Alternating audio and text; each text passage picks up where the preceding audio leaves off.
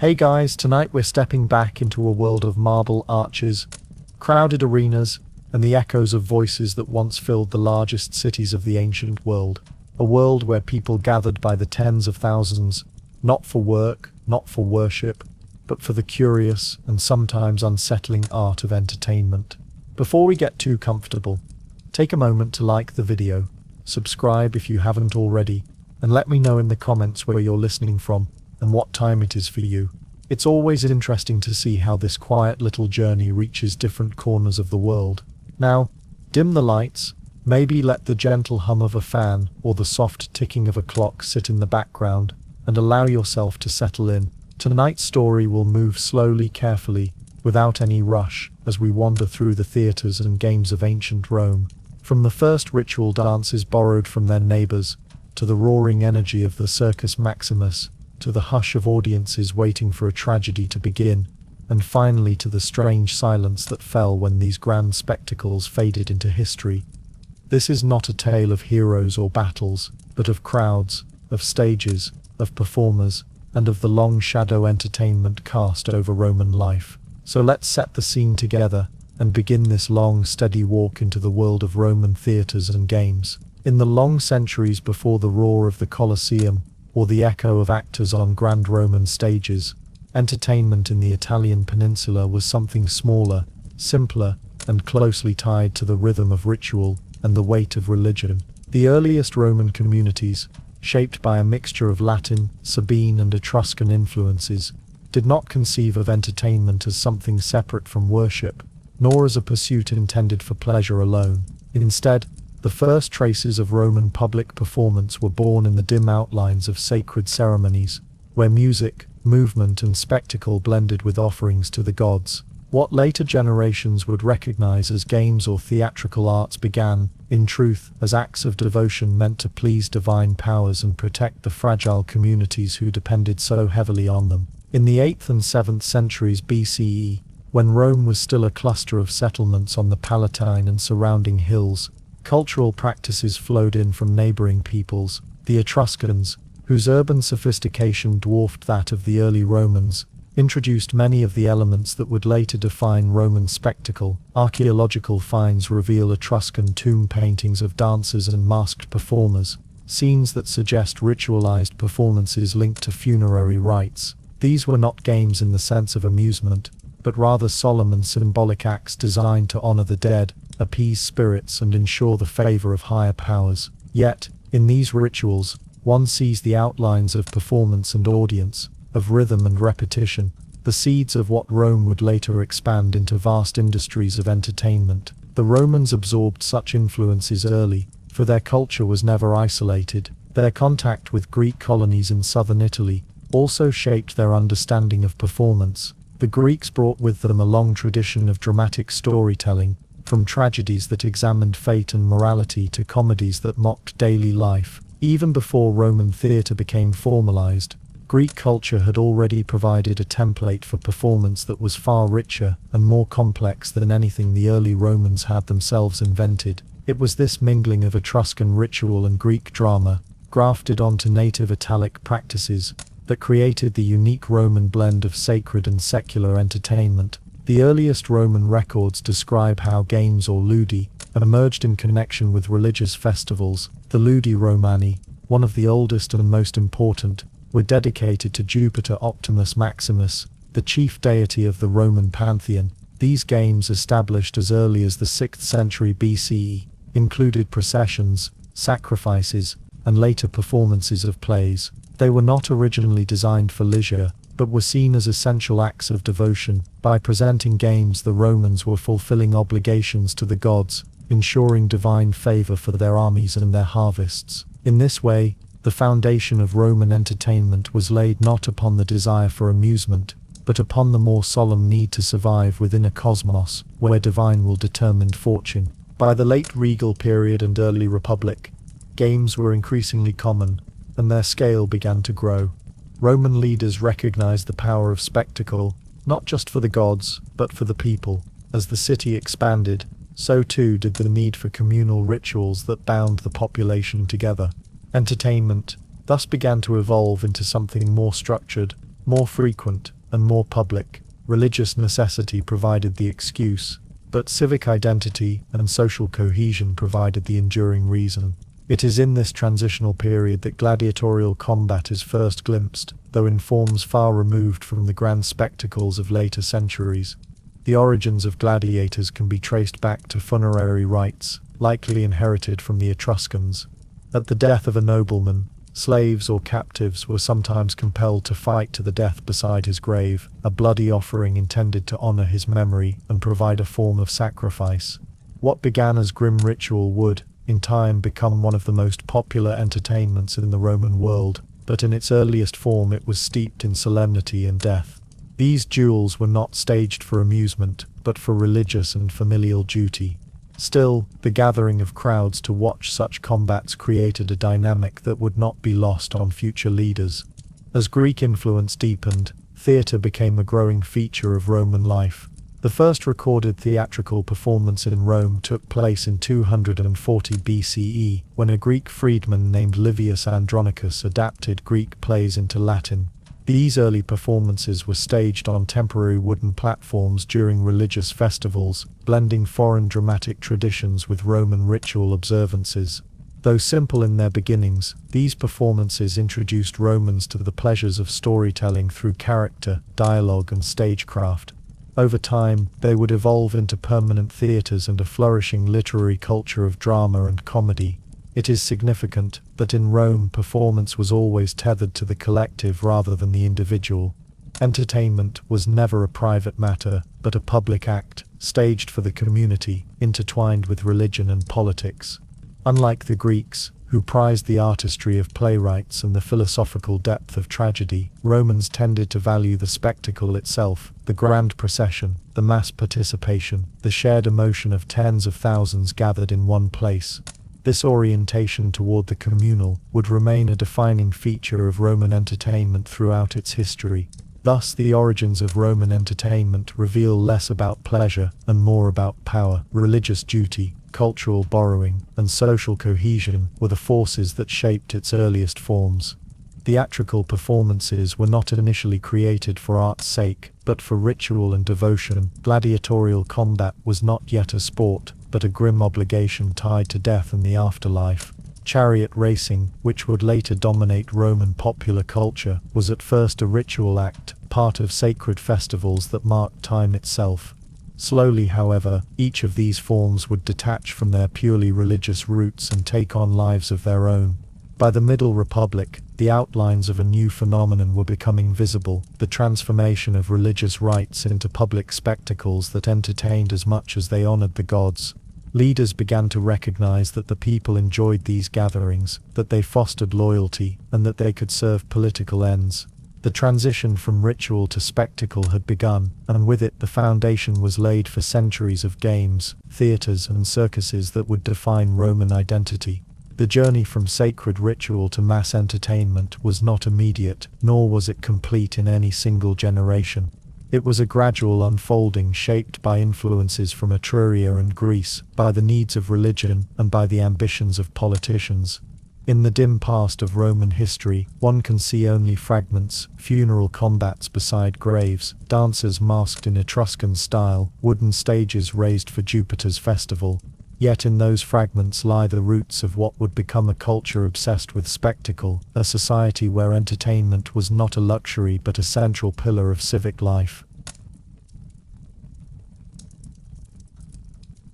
And as the centuries turned, these origins would lead naturally into the next great stage in the history of Roman entertainment: the rise of public spectacles, where ritual devotion evolved into grand displays of collective pleasure and political power. As Rome moved from its early reliance on sacred ritual toward a broader vision of shared civic life, the character of entertainment itself began to change. No longer limited to small groups gathered around funeral rites or temporary wooden stages raised for festivals, the Roman people increasingly found themselves drawn into spectacles designed not merely to appease the gods, but to draw the community together in a shared act of watching, listening, and feeling. This gradual expansion marked the birth of the public spectacle, a phenomenon that would come to define Roman identity as profoundly as its legions, its laws, or its architecture. By the 3rd century BCE, the city had grown far beyond its humble beginnings. Victories abroad and expanding influence across Italy had filled Rome with spoils, slaves, and a swelling population that required new forms of cohesion. Religious festivals still lay at the heart of civic life, but their scope widened with the size of the city. Where once a few dozen families might have stood together in ritual, now tens of thousands gathered in carefully organized spaces, watching processions, races, and plays that blended devotion with entertainment. These gatherings served not only to honor the gods, but also to remind every citizen, freedman and slave that they were part of something larger. The city of Rome, a community united beneath its traditions and its leaders. The ludi, or games, became the primary expression of this new public culture. What had begun as offerings to deities developed into full-scale spectacles involving elaborate processions, theatrical performances, athletic competitions, and increasingly martial displays. The Ludi Romani, held in September in honor of Jupiter, grew into one of the most anticipated events of the year, featuring several days of entertainment that mingled piety with festivity. These spectacles allowed the people of Rome, from patricians seated in the best places to the poorest citizens at the edges, to share the same experience, to feel the same awe, and to witness the same pageantry. The theatre, the circus, and later the amphitheatre became spaces where the barriers of class were temporarily softened, though never erased, in the collective act of watching. The rise of public spectacles was not only cultural but also profoundly political. Roman magistrates quickly realized the value of sponsoring games as a way of gaining popularity. By the Middle Republic, it was expected that an ambitious politician would fund spectacles for the people, often at great personal expense. This tradition, known as munera, when referring specifically to gladiatorial games, became both a burden and an opportunity for Rome's elite. To refuse was to risk appearing stingy or indifferent to public opinion. To provide lavish entertainment, however, was to secure gratitude, loyalty, and votes. Thus the spectacle became a political instrument, woven into the very machinery of the Republic. The people themselves, drawn from every corner of the city, responded with enthusiasm. For those whose daily lives were marked by toil and scarcity, the games offered not merely diversion but participation in the grandeur of Rome. A laborer who could scarcely dream of owning property might still sit in the Circus Maximus and feel part of the same ritual as the consuls and senators. A freedman who could never hope for high office could still cheer for a chariot team with the same passion as the wealthiest patrician. Even women and children, often excluded from political life, found in the theatres and circuses a chance to join the collective experience. The circus games, particularly chariot racing, became an especially powerful expression of this unity. The Circus Maximus, capable of seating well over 100,000 spectators even in the Republic, was a monument not just to engineering, but to the idea of collective participation. 4 teams, identified by their colors, red, white, blue, and green, inspired devotion that cut across class lines. Allegiance to a team became a form of identity in itself, often passed down within families. In cheering, shouting, and wagering together, the citizens of Rome experienced not only the thrill of competition, but also the reinforcement of their place in the collective life of the city. Theatre, too, expanded in scope and popularity. Though the early performances of Livius Andronicus and Plautus had been modest in comparison to the grandeur of Greek theatre, they nevertheless introduced Romans to the shared experience of dramatic storytelling. The audience, seated in temporary wooden structures, was not there to engage in philosophy, as in Athens, but to laugh, to grieve, and to experience together the stories brought before them. Over time, comedies that reflected everyday Roman concerns, debt, family squabbles, deception, gained enormous popularity, drawing citizens into a shared mirror of their own society. These plays reinforced cultural values even as they entertained, reminding audiences of Roman virtues, vices, and the patterns of daily life. The power of spectacle to unite society did not go unnoticed by the state. By the 2nd century BCE, the Senate and magistrates began to regulate the scheduling of games, integrating them into the civic calendar. Festivals and games marked the turning of seasons, the honoring of victories, and the anniversaries of great events. They were not random amusements but carefully staged moments that gave rhythm to civic life. Each event reaffirmed Rome's order, its religious foundations and the centrality of its leaders. Yet unity did not mean equality. Even within the shared experience of the spectacle, the rigid hierarchy of Roman society was on full display. Seating arrangements reflected status, with senators and magistrates closest to the action, equestrians behind them, and ordinary citizens filling the remaining spaces. All women were often restricted in where they could sit, and slaves, though present, had no privileges. In this way the games both united and divided, reminding Romans of their shared identity, while reinforcing the ranks that structured their world. Still, the emotional power of the spectacle was undeniable. The noise of the crowd, the sight of richly adorned processions, the thrill of competition or performance,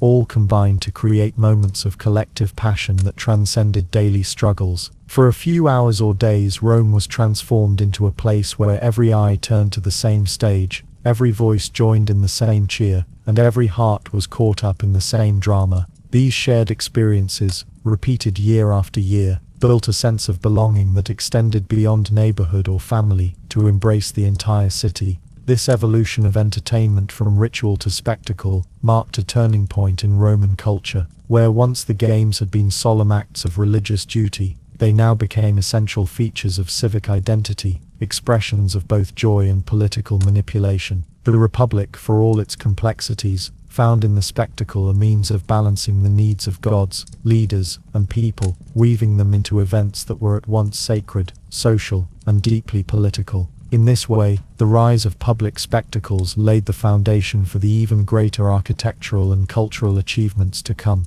As audiences grew and expectations rose, the city responded with permanent spaces, monumental theaters, and circuses that would redefine what it meant to gather together as Romans. The desire to host ever larger, more elaborate events would drive innovations in design and construction, ensuring that the physical landscape of Rome itself became a stage for its entertainments. And it is here, in the stone and engineering genius of the early theaters, that the next chapter in the story of Roman entertainment begins, where the temporary wooden platforms gave way to enduring monuments that still stand as reminders of a culture built on spectacle. As the demand for spectacles grew, the city of Rome could no longer rely upon temporary constructions or the makeshift arrangements that had once sufficed for small audiences. The transformation from ritual to spectacle required spaces that were themselves monuments, physical embodiments of the grandeur and permanence of Roman civic life. The architecture of Roman theaters emerged as both a response to this demand and a demonstration of the city's engineering genius. Where once a wooden platform raised for a festival had been enough, Rome now turned towards stone, arches, and carefully calculated designs that allowed tens of thousands to gather at once, seeing and hearing the performances with remarkable clarity. The earliest Roman theaters were deeply influenced by Greek models, but they did not merely copy them. Greek theaters, built into natural hillsides, created semicircular seating areas carved into the earth, with the slope providing both stability and visibility. Rome, however, often lacked such convenient natural landscapes within its urban core. Instead, Roman engineers created their own solutions, using arches, vaults, and concrete to build freestanding structures that could rise even on flat ground. This innovation allowed Roman theaters to exist in cities across the empire, from Britain to North Africa, without reliance on specific geography. At first, however, permanent theaters in Rome itself were resisted.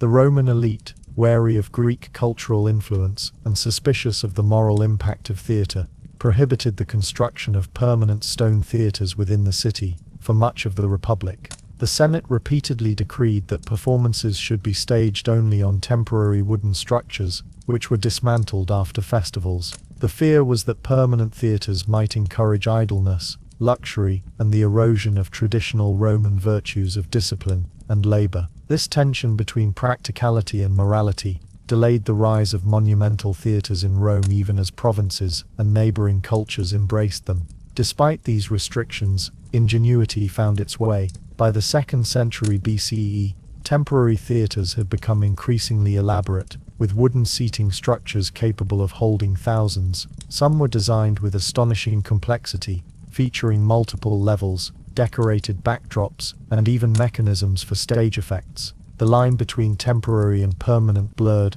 as these structures grew larger and more ornate. Eventually, the logic of permanence won out, for it was clear that the people's appetite for theatre was not fading, and the temporary arrangements consumed vast resources each year. The turning point came in 55 BCE, when Gnaeus Pompeius Magnus, better known as Pompey the Great, inaugurated the first permanent stone theatre in Rome. Known as the Theatre of Pompey, it was not merely a building but a vast complex, combining entertainment, politics and religion in a single space. To appease critics who still feared the corrupting influence of theatre, Pompey incorporated a temple into the design, claiming that the seating was simply a grand stairway leading up to the shrine. In doing so, he cloaked the innovation in the language of piety, while simultaneously creating one of the most magnificent public spaces the city had ever seen. The Theatre of Pompey could seat an estimated 20,000 spectators, a staggering number for its time.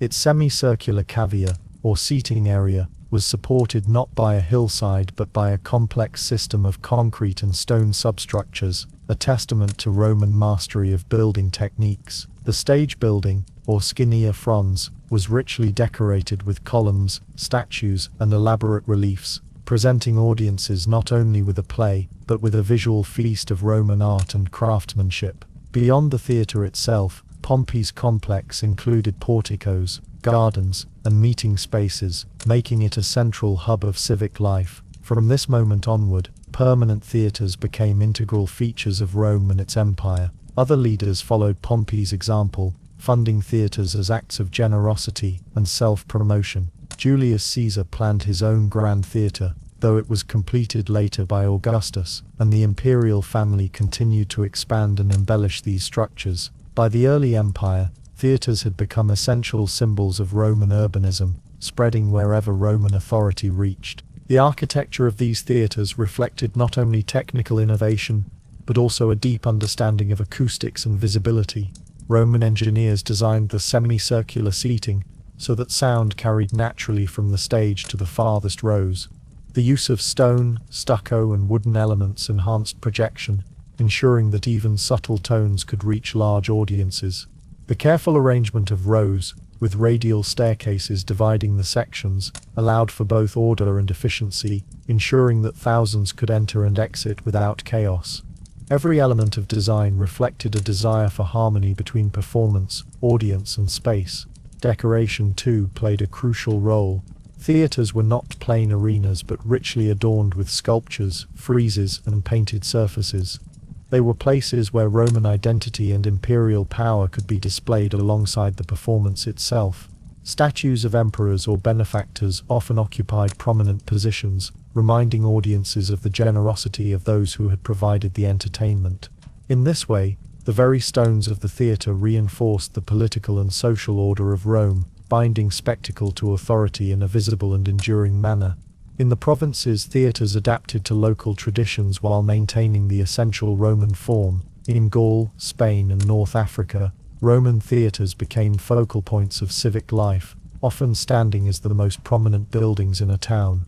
Some, like the theatre at Orange in modern France, have survived with remarkable completeness, showcasing the durability of Roman construction. In the eastern provinces, where Greek traditions were already strong, Roman theatres blended local styles with imperial engineering, creating hybrid forms that still served the same purpose: to gather communities together under the shared experience of spectacle. Theatres were not only for plays, they became multi-purpose spaces, hosting orations, assemblies, and occasionally even small-scale gladiatorial exhibitions. Their architecture was versatile, able to accommodate a variety of performances and civic functions. In this sense, the theatre was as much a civic building as a cultural one, a place where the identity of the community was reinforced through both entertainment and public life. The construction of monumental theatres represented a decisive shift in the nature of Roman entertainment. No longer improvised, no longer temporary, it became permanent, institutionalized, and woven into the very fabric of the city. The stones of these theatres testified to the power of spectacle in Roman society, to its ability to bring together vast numbers of people in a single act of watching, and to the central role of entertainment in defining what it meant to be Roman. From the wooden stages of the early Republic to the grand theatres of Pompey and Augustus, the evolution of these structures mirrored the evolution of Rome itself, from small beginnings to imperial grandeur, from makeshift solutions to enduring monuments. The theatre was not merely a place to sit and watch, it was an architectural embodiment of Roman values, order, unity, power, and spectacle, and as audiences filled these great spaces, waiting for the curtain to rise and the actors to appear, the stories that unfolded upon those stages revealed yet another dimension of Roman entertainment, one that reached beyond architecture into the realm of drama itself, where tragedy and comedy shaped the emotional life of the people. When audiences gathered beneath the towering arches and stone seating of Rome's theatres, they came not only to marvel at the structure itself, but also to be carried away by the weight of stories. The plays that filled those spaces were not inventions born entirely from Roman soil, but adaptations, transformations, and reinterpretations of the cultural inheritance Rome had absorbed from the Greek world. Drama, particularly tragedy, held a special place in this exchange, for it offered a means of exploring human suffering, divine will, and the fragility of fortune in ways that resonated with both the grandeur and anxieties of an expanding empire. The Greeks had long cultivated tragedy as one of the highest forms of art. In Athens of the 5th century BCE, playwrights such as Aeschylus, Sophocles, and Euripides had set the standard for what tragic theatre could be. A combination of poetry, music, and moral reflection staged during festivals in honor of Dionysus. These plays presented gods and mortals locked in struggles of fate, honor, and justice, often ending in despair yet offering a kind of catharsis through shared emotional experience. Rome, as it extended its influence over the Hellenistic world, came into contact with this tradition, and found in it a powerful tool for its own theatrical life. The earliest Roman tragedies were direct adaptations of Greek originals, often translated or reshaped to suit Latin audiences. Livius Andronicus, a Greek-speaking slave who became one of the first dramatists in Rome, produced Latin versions of Greek plays in the 3rd century BCE, introducing Roman spectators to the tragic form. Naevius and Ennius followed, blending Greek mythological themes with Latin poetic expression. Over time, Roman authors sought not only to translate but also to reinterpret, weaving Greek stories into the moral and political framework of Roman society. One of the most significant tragedians of the Republic was Marcus Pacuvius, whose plays emphasized the grandeur of heroic characters and moral struggles. Another was Lucius Accius, who gave Roman tragedy an elevated rhetorical style. Yet despite their contributions, most of their works survive only in fragments, leaving modern scholars to piece together their significance. What is clear, however, is that tragedy in Rome remained tied to the authority of Greek models, even as it was reshaped for new audiences. Perhaps the most enduring figure in Roman tragedy is Seneca, the Stoic philosopher and tutor to Emperor Nero. Writing in the 1st century CE, Seneca composed tragedies not necessarily for stage performance but for recitation or private reading. His plays, such as Phaedra, Medea, and Thyestes, drew heavily on Greek myths yet infused them with Stoic themes of passion, fate, and the destructive power of uncontrolled emotion. The language was terse, the emotions intense, and the moral lessons stark. Though it is debated how often Seneca's tragedies were staged in his own time, they later proved profoundly influential in shaping Renaissance drama, inspiring playwrights such as Shakespeare and Racine. For Roman audiences, tragedy was more than entertainment. It was a window into questions of power, justice, and mortality. When they watched the downfall of a hero cursed by the gods or undone by his own flaws, they saw mirrored the uncertainties of their own world. A world in which fortunes rose and fell with alarming speed, where emperors could be exalted one year and assassinated the next, and where the line between divine favor and ruin seemed impossibly thin. The communal experience of tragedy allowed citizens to confront these anxieties together, sharing in the solemnity of a performance that unfolded before their eyes with ritual-like gravity. The staging of tragedy in Rome was both grand and highly structured. Costumes and masks were employed to convey character and emotion, with actors using stylized gestures to project meaning across vast spaces. Music and chanting accompanied the dialogue, echoing the choral traditions of Greek tragedy, but often simplified for Roman tastes. The backdrop of the Scene Fronds, richly decorated with columns and statues, created an imposing frame for the action, emphasizing the grandeur of the setting, even when the story being told was one of suffering and loss. Yet tragedy in Rome did not exist in isolation. It often shared the stage with lighter forms of entertainment, alternating with comedies or other spectacles during festivals. This juxtaposition reveals something about Roman tastes. While tragedy provided moral weight and emotional depth, comedy offered relief and laughter, balancing the program of performances much as Roman life balanced gravitas with moments of indulgence. The presence of both forms on the same stage underscored the Roman view of theatre as a comprehensive experience of human life, serious and playful, noble and absurd. The popularity of tragedy waxed and waned over the centuries. In the Republican period, it had held a strong position as a vehicle for exploring moral and political themes, but as the empire matured, other forms of entertainment began to overshadow it. Gladiatorial games, chariot races, and spectacular shows of power drew larger crowds and stirred more visceral reactions. Still, tragedy persisted as a respected form, particularly in elite circles, where its rhetorical richness and philosophical depth were appreciated. It is important to note that Roman audiences experienced tragedy differently than modern ones might. The Roman world was steeped in ritual, symbolism, and the omnipresence of the divine, and so the stories of Orestes, Oedipus, or Medea did not seem remote or purely mythical. They were narratives that spoke directly to questions of fate, divine justice, and human responsibility, questions that Romans themselves confronted in their daily lives. The experience of watching a tragic performance was thus not merely passive observation, but a kind of participation in the eternal struggles of gods and men. The legacy of Roman tragedy was not confined to its own time. Though many of the plays themselves were lost, the tradition of adapting Greek models, the rhetorical style perfected by Roman authors, and the stoic intensity of Seneca left an enduring mark on the history of drama. In later centuries, when scholars and playwrights rediscovered these texts, they found in them a reservoir of themes and techniques that would shape European theatre for generations. In this sense, the tragedies performed in Rome's theatres echoed far beyond their original audiences, continuing to influence how human suffering and moral conflict are represented on stage. The presence of tragedy in Roman theatres thus illustrates the dual nature of Roman entertainment, deeply indebted to Greek culture yet distinctly Roman in expression and purpose. It was a form that elevated theatre beyond spectacle, reminding audiences that even amid laughter, races, and games, there remained a space for solemn reflection upon the fragility of human life. And as those plays gave way to lighter performances, the balance of theatre shifted, carrying audiences from solemn tears into the rhythms of laughter and farce. If tragedy had offered Roman audiences a mirror of suffering and fate, then comedy was the balance that set the scales upright again, a form of theatre that drew not on gods and heroes, but on the everyday lives of ordinary people.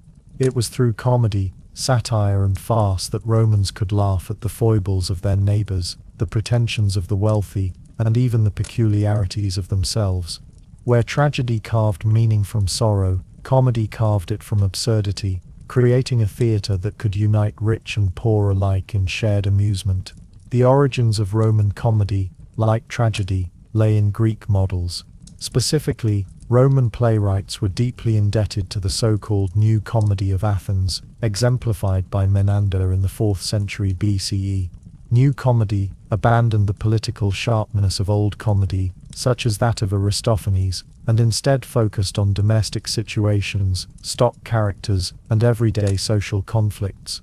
Romans, pragmatic as ever, found this a perfect foundation upon which to build their own comedic theatre. Two names dominate the history of Roman comedy: Plautus and Terence, both adapted Greek originals, yet each did so in a distinct style that shaped the character of Roman laughter for centuries. Plautus, writing in the early 2nd century BCE, was a master of lively, exaggerated humor. His plays, such as Miles Gloriosus, The Braggart Soldier and Pseudolus, drew heavily on stock characters: the boastful soldier, the cunning slave, the miserly old man, the love-struck youth. He filled his plays with puns, slapstick, and musical elements, making them accessible and wildly popular among ordinary audiences. His dialogue sparkled with wit and colloquial Latin, capturing the rhythms of daily speech. Though his plots were often tangled webs of mistaken identity and deception, the real joy for audiences lay in the fast-paced humor and the chance to laugh at figures of authority made ridiculous. Terence, by contrast, wrote in the mid-2nd century BCE and offered a more refined style of comedy.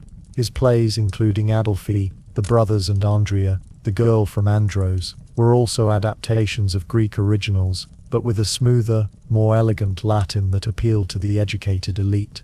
Terence's comedies were less boisterous than those of Plautus, focusing instead on subtle character development, moral dilemmas, and the interplay of family dynamics. His aim was not simply to provoke laughter, but to invite reflection on human behavior, presenting comedy as a window into the complexity of social life. Both playwrights, however, shared an underlying theme: the universality of human folly. Whether through the farcical antics of Plautus or the gentle ironies of Terence, Roman comedy reminded audiences that life itself was full of absurdities, and that laughter was as essential a response to the human condition as solemn reflection. Beyond the polished comedies of the literary stage, there also existed a cruder, earthier tradition of farce that reached deep into Rome's cultural life. At festivals and informal gatherings, actors performed improvised sketches known as Atellan farces. These originated in Campania and featured stock characters such as the greedy glutton, the foolish old man, and the crafty trickster. Unlike the polished Latin of Terence, these farces used rustic dialects and broad gestures, appealing to the humor of the common people. The masks were exaggerated, the jokes ribald, and the laughter loud, reflecting the earthy humor of rural Italy. Though simple, they were influential, leaving a lasting mark on European comedic traditions. Satire, too, emerged as a distinctly Roman contribution to the realm of humor. Unlike comedy performed on stage, satire was a literary genre that critiqued society through sharp wit and biting commentary. Figures like Horace, Juvenal, and Persius crafted verses that mocked greed, corruption, and hypocrisy.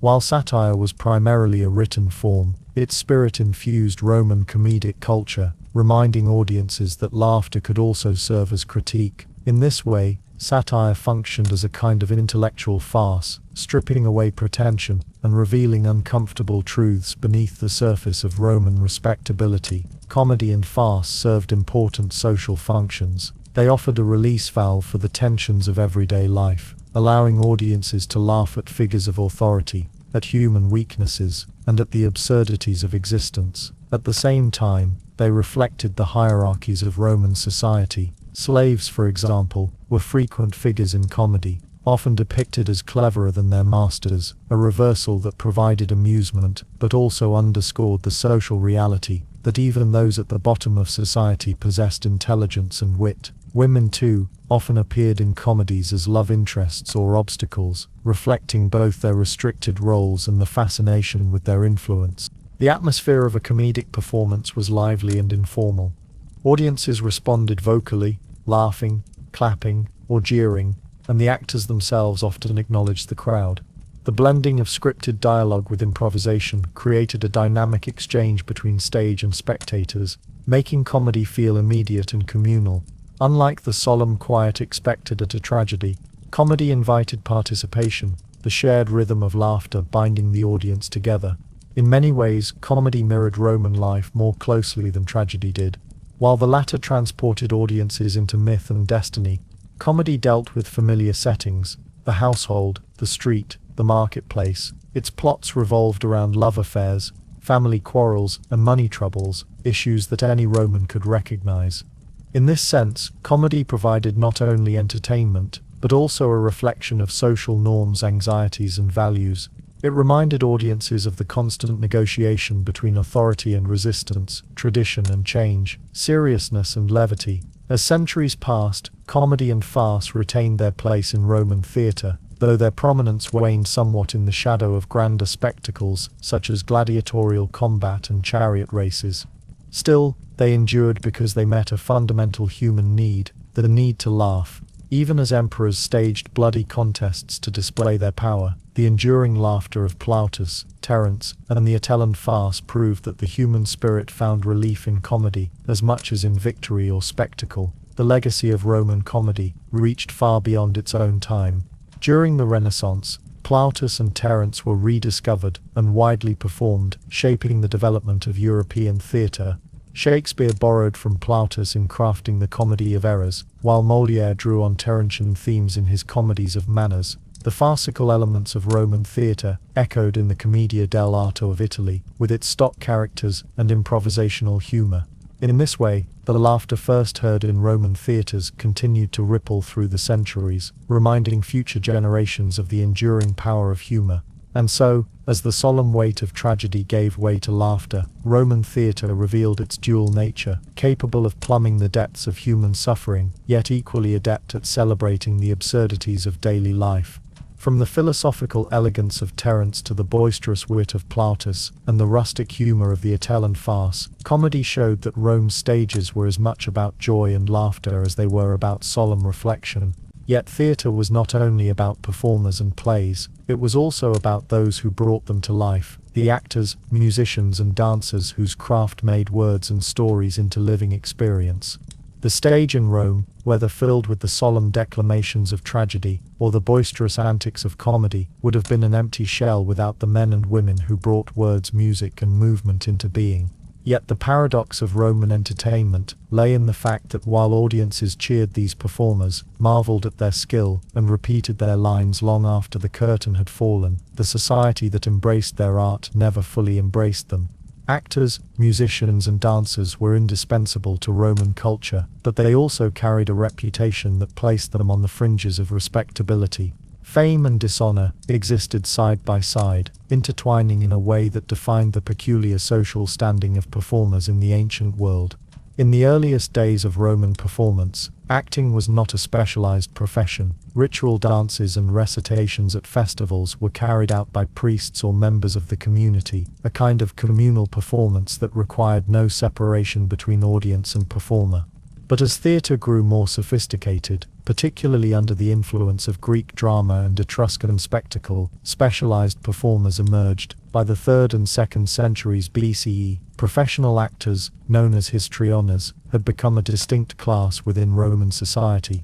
The term histrio itself is thought to derive from the Etruscan language, a reminder that performance in Rome owed much to external traditions. These actors were trained in gesture, voice, and the art of wearing masks. Masks were not merely decoration, but instruments that amplified sound and made characters larger than life. Behind them, however, stood real men, and occasionally women, whose craft was to inhabit roles that ranged from the tragic hero to the scheming slave, from the braggart soldier to the suffering lover. Despite the sophistication of their art, Roman actors were socially stigmatized. They occupied a legal status similar to that of prostitutes, gladiators, and other performers of spectacle. Acting was not considered a respectable profession for citizens. Indeed, many actors were slaves or freedmen. The Roman elite valued gravitas, the quality of dignity and seriousness, while the actor's craft required role-playing, imitation, and public display, all qualities that seemed antithetical to the sober responsibilities of citizenship.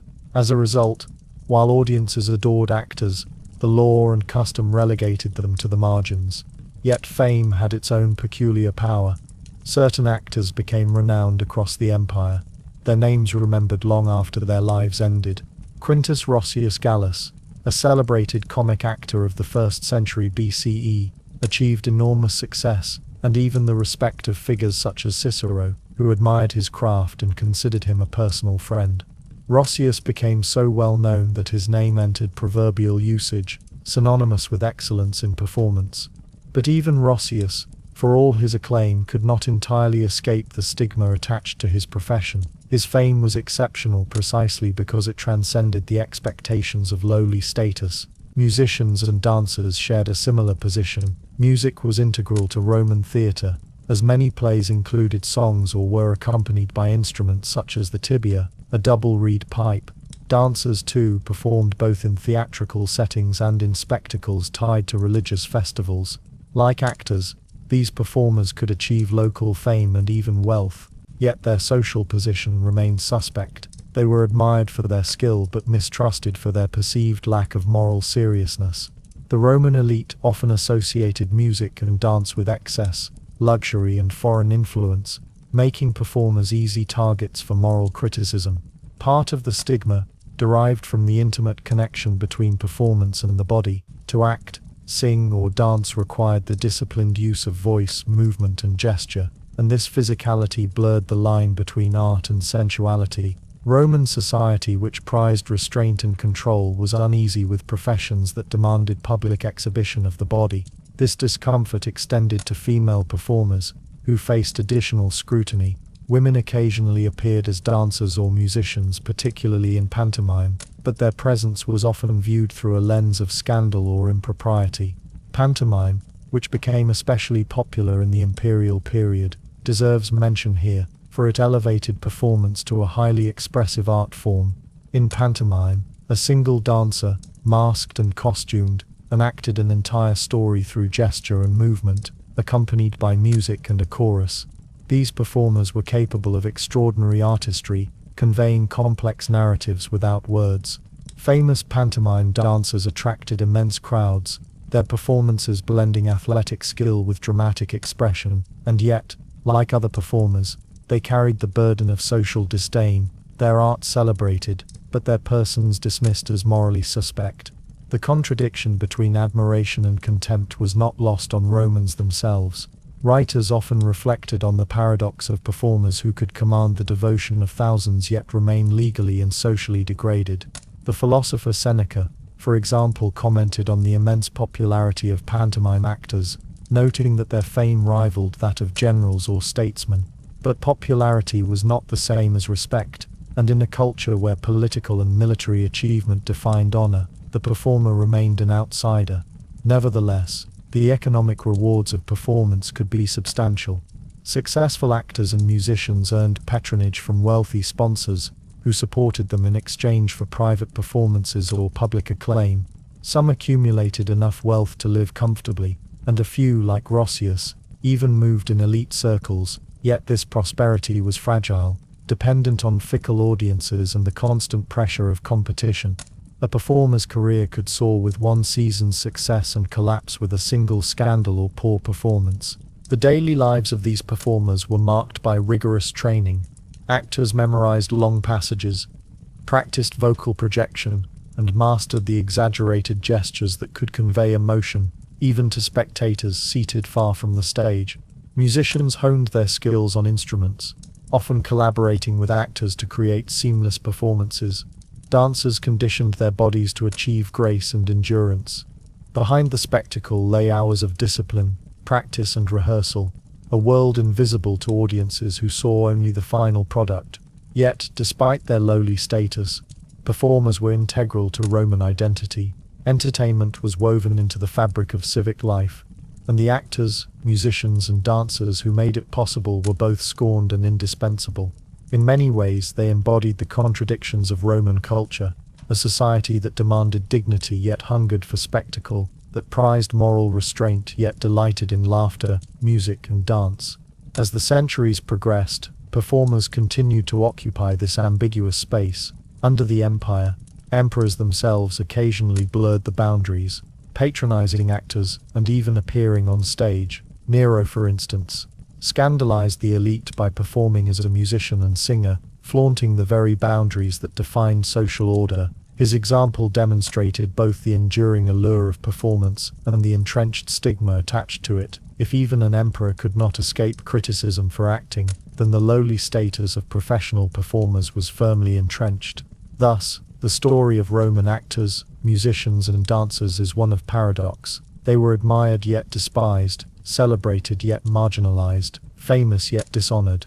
They inhabited the liminal space between art and disgrace, their lives shaped by the applause of audiences and the disdain of society. Without them, the stages and festivals of Rome would have been silent, yet with them, Rome revealed its complicated relationship with performance, fame and morality.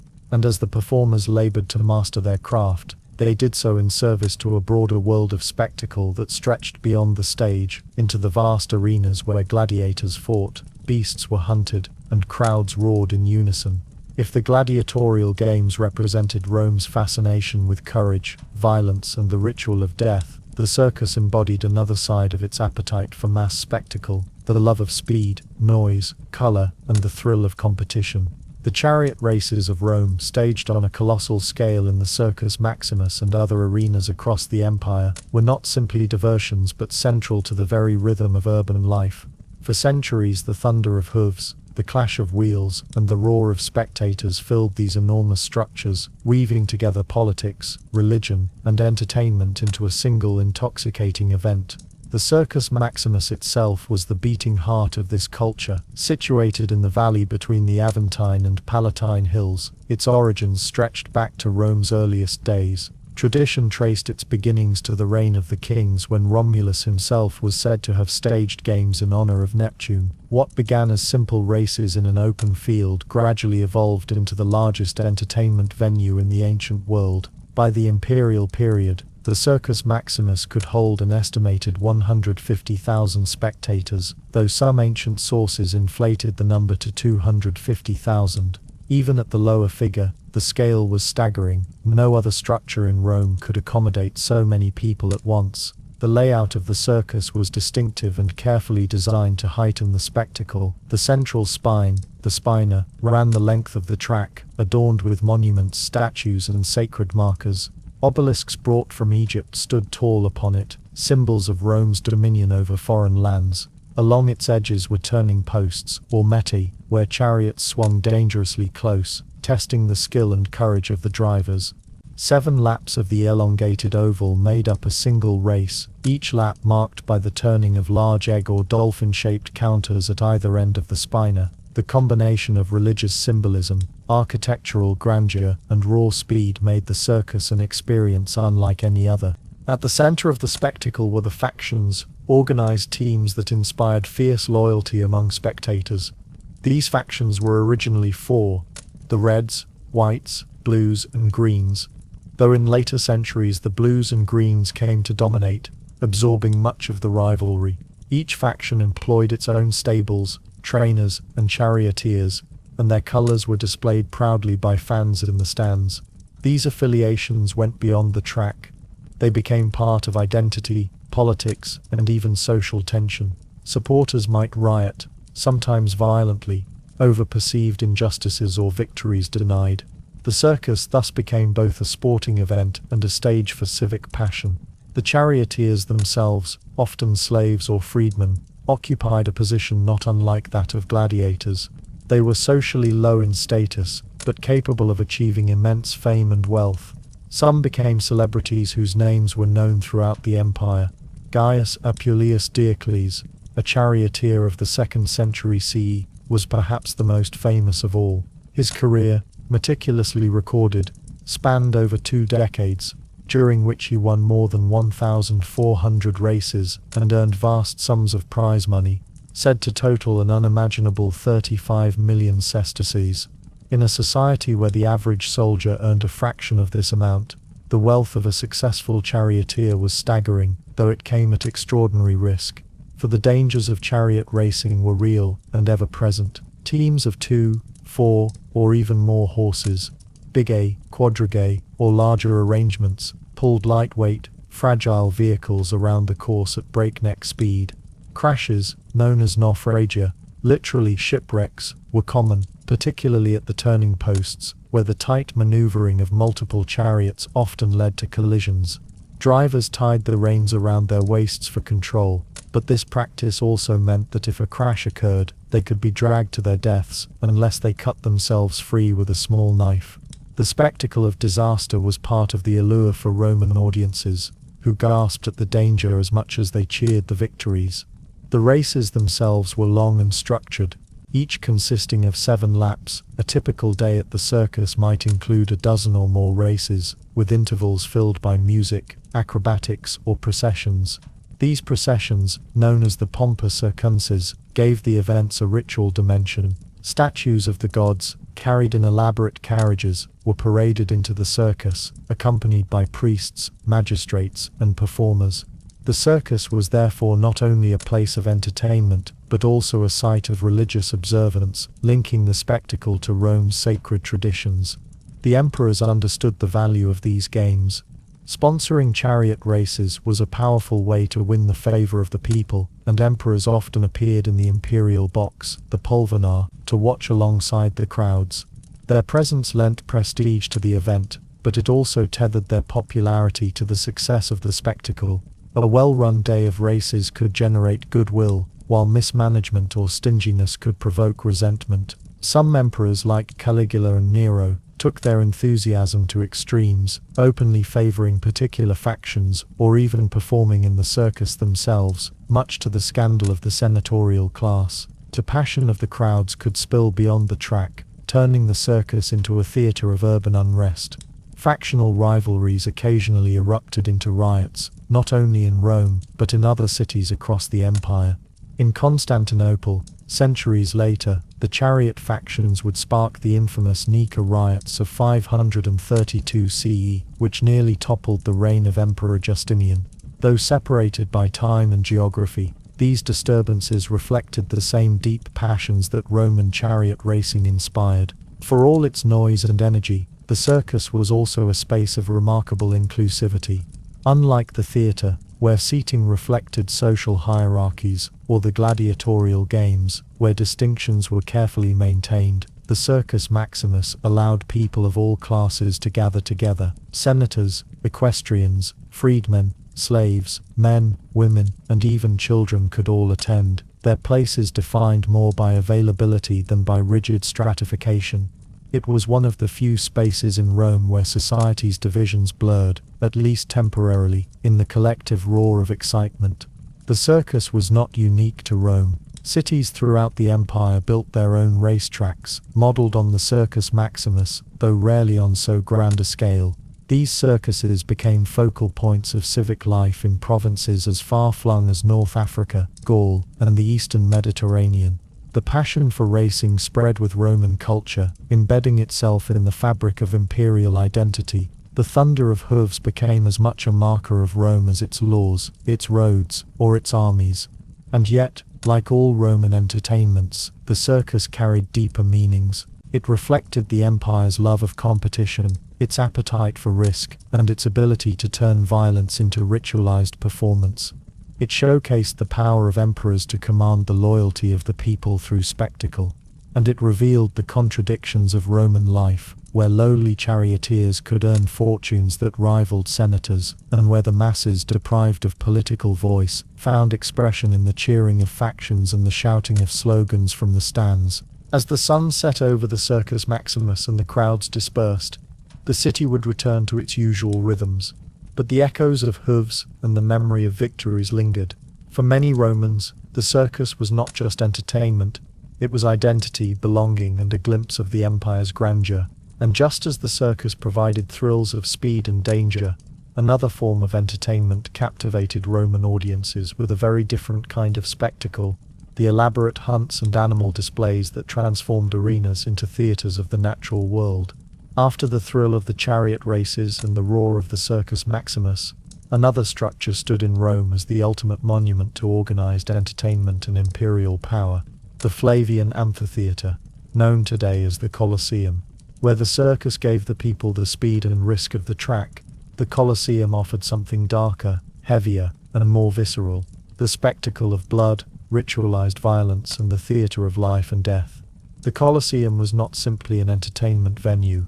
It was an architectural statement, a political tool, and a symbol of Rome's ability to bend stone manpower and the natural world to its will. Its construction began under Emperor Vespasian of the Flavian dynasty around 72 CE, and was completed by his son Titus in 80 CE, with later modifications under Domitian. The very decision to build it carried symbolic weight.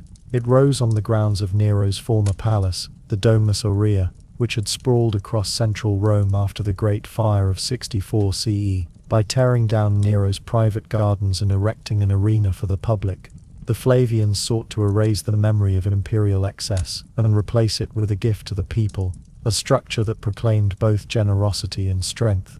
In terms of scale, the Colosseum was staggering.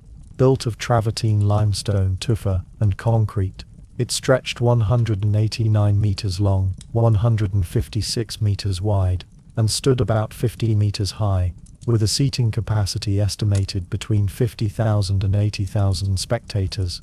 Its outer wall, a series of arches stacked in tiers, combined functionality with grandeur. The design allowed crowds to enter and exit with remarkable efficiency through 80 numbered entrances. Beneath the arena floor, a labyrinth of corridors and chambers, known as the hypogeum, housed animals, gladiators, and stage machinery that allowed for complex spectacles, including the sudden appearance of wild beasts or elaborate scenery. The events staged here were not random, but carefully orchestrated. They began with elaborate processions, in which gladiators, animals, and officials paraded through the arena to the sound of music. These processions carried a ritual weight, reminding audiences that what they were about to witness was more than sport. It was a demonstration of Roman order over chaos, of civilization over savagery. After the processions came the games themselves, often lasting from morning until evening, broken into segments that shifted in tone and content. The heart of these spectacles, of course, was the gladiatorial combat.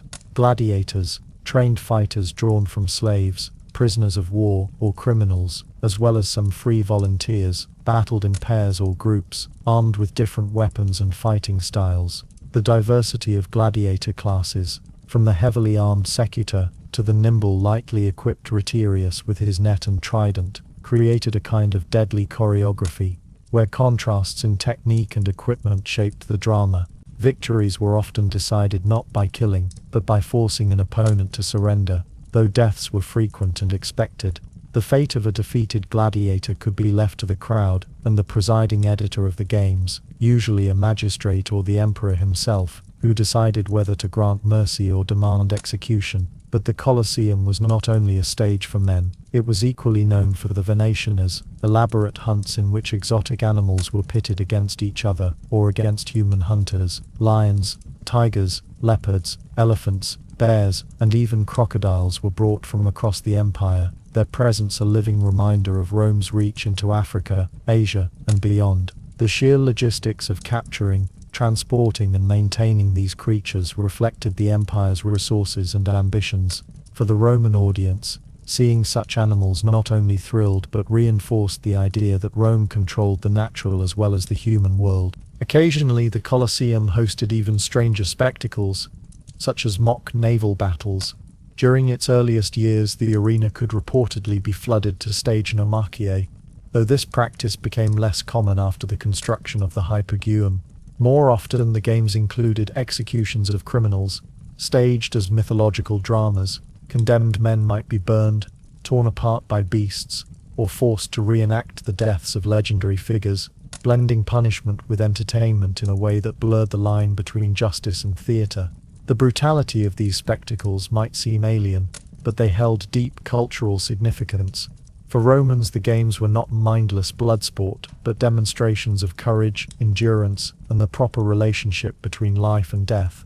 Gladiators, even though marginalized socially, could be admired for their bravery. Audiences, by watching and judging, participated in a civic ritual that reaffirmed values of discipline, honor, and the glory of Rome. The games also served as a potent political instrument. Emperors used them to secure popularity, distract from unrest, or celebrate victories. The inaugural games of Titus in 80 CE, for instance, are said to have lasted 100 days, featuring thousands of gladiators and animals, marking the Colosseum as the empire's grandest stage. The atmosphere inside the Colosseum was intense, layered with sound, color, and emotion. Senators and elites sat close to the arena, while the upper tiers were reserved for women, the poor, and slaves. Despite this stratification, the shared experience of the spectacle bound the audience together. giving all Romans, rich and poor alike, a sense of participation in the empire's grandeur. The chants, the signals, the collective roar as a gladiator struck a decisive blow, all contributed to the overwhelming sensory experience. Over time, however, the games began to wane. By the later empire, the cost of staging such spectacles grew burdensome, and changing cultural and religious values, especially with the spread of Christianity, cast the games in a darker light. Critics like Seneca had long questioned the moral effects of watching such violence, and by the 5th century CE gladiatorial combat had largely disappeared. Yet the Colosseum remained, scarred but enduring, a silent witness to centuries of blood and spectacle. Today, its ruins still dominate the Roman landscape, stripped of their marble and weathered by time, but unmistakable in their scale and presence. The Colosseum stands not only as a monument to Roman engineering, but as a reminder of how entertainment, politics and power once converged in a theatre of blood. Its arches, once alive with the noise of tens of thousands, now rest in silence, a shell that continues to tell the story of an empire's obsession with spectacle. And from the Colosseum's grand brutality, the story of Roman entertainment shifts again, from the violence of men and beasts to the subtler displays of power, grace and symbolism found in the athletic contests and exhibitions that filled other Roman arenas. When one thinks of Roman entertainment, it is often the gladiator who emerges as the most enduring image. The figure armed with sword or trident, poised in the sand of the amphitheater, body glistening with sweat under the Mediterranean sun, waiting for the signal that would determine whether he would kill or be killed. Yet the gladiator was more than a fighter. He was a product of a complex system that combined cruelty, discipline, spectacle, and even a strange kind of admiration that bordered on celebrity. To understand the gladiator is to peel back the layers of Roman society, where slavery and freedom, shame and fame, violence and artistry existed side by side. The origins of gladiatorial combat remain debated, but most scholars trace its roots to funerary rituals in southern Italy, particularly among the Etruscans and Campanians. In these early rites, combat between armed men was staged as an offering to the spirits of the dead, a grim display that honored the deceased and reminded the living of life's fragility. Rome, ever eager to borrow and reshape traditions, adopted this practice by the 3rd century BCE. What began as solemn ritual transformed into public spectacle. By the late Republic, gladiatorial games had moved out of private funerals and into the realm of civic festivals, sponsored by politicians eager to display wealth and win public favor. The gladiators themselves were not free men of noble standing, but rather a mixture of slaves, prisoners of war, condemned criminals, and in some cases, volunteers who chose this path despite its dangers. For slaves and criminals it was rarely a choice. They were bound by the will of their owners or by legal punishment. Yet for some particularly desperate free men, the arena offered a strange form of opportunity, the chance for fame, perhaps wealth, and in rare cases the possibility of winning freedom. These volunteers, known as auctorati, signed contracts with gladiatorial schools in exchange for money, accepting the stigma that came with stepping into the arena. The training of gladiators was rigorous and systematic, carried out in specialized schools known as ludi. These schools, scattered across the empire, functioned as both barracks and training camps. The most famous of all was the Ludus Magnus in Rome, located just east of the Colosseum, connected to the amphitheater by underground tunnels that allowed gladiators to pass unseen until their dramatic entrance. Life in the Ludus was harsh but ordered. Gladiators were treated as valuable investments. They were fed high-energy diets heavy in grains and beans, sometimes referred to as the barley diet, designed to build bulk and stamina. Archaeological evidence from gladiator cemeteries has revealed surprisingly strong and well-nourished bones, suggesting that, despite their low social status, gladiators were maintained carefully as professional fighters. Training emphasized not only physical conditioning, but also technique. Gladiators were not wild brawlers but skilled performers drilled in specific fighting styles. Each type of gladiator was outfitted with distinct armor and weapons, creating contrasts that added drama to the combat. The secutor, heavily armored and armed with a short sword and large shield, often faced the retiarius, lightly armored, carrying only a trident and a weighted net. The murmillo, with his fish-shaped helmet, might face the Thrakes, equipped with a curved sword and small shield. These pairings were carefully designed to create suspense and balance, heavy versus light, speed versus endurance, brute strength versus agility. The arena was thus as much theatre as battle. The movements, the clashes, the tactics were part of a choreographed spectacle meant to entertain, not merely destroy. Gladiators trained in wooden weapons before advancing to real steel, learning how to prolong a fight, how to excite a crowd, and how to demonstrate courage even in the face of death. Their skill was admired, and in a paradoxical way, they could achieve a measure of fame that few ordinary men could hope for. Despite their lowly status, gladiators became cultural icons. They appeared in mosaics, graffiti, and even children's toys, evidence of their popularity among all classes of society. Graffiti in Pompeii recorded the names and victories of favored fighters, proclaiming them as the delight of the girls or the glory of the arena. Women in particular seem to have been drawn to gladiators, despite their dishonorable profession. Ancient writers note the fascination that aristocratic women sometimes felt for them, their bodies bearing scars that were read not as marks of shame, but as proof of endurance and masculinity. This mingling of disgust and desire, of stigma and celebrity, made the gladiator a figure of contradiction in Roman culture. At the same time, gladiators lived under constant danger. While not every match ended in death, many contests concluded when one fighter was disabled or surrendered. Mortality rates were high, and the risk of serious injury was constant. Estimates suggest that around 1 in 5 or 1 in 10 bouts resulted in death, though the exact figures vary. For those who survived long enough and fought well, there was the possibility of earning the rudis, a wooden sword symbolizing release from duty, and the granting of freedom. Such men could retire, sometimes taking on roles as trainers or guards. A few even became legends, remembered long after their final fight. The fame of gladiators also carried them into politics and propaganda. Emperors and magistrates sponsored games that featured large numbers of fighters, using their presence to display power and generosity. Victories of particular gladiators were celebrated much like those of athletes in the Greek world.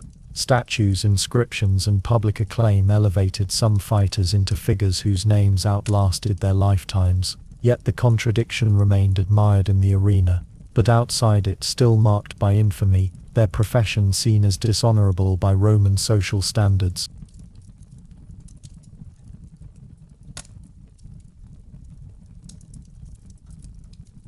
Gladiators thus occupied a strange place in Roman society. They were slaves and outsiders, yet adored by crowds. They were entertainers, yet symbols of Roman values like courage and discipline. They lived hard, dangerous lives, yet their memory has endured for 2 millennia, a testament to how deeply they became woven into the culture of Rome's games.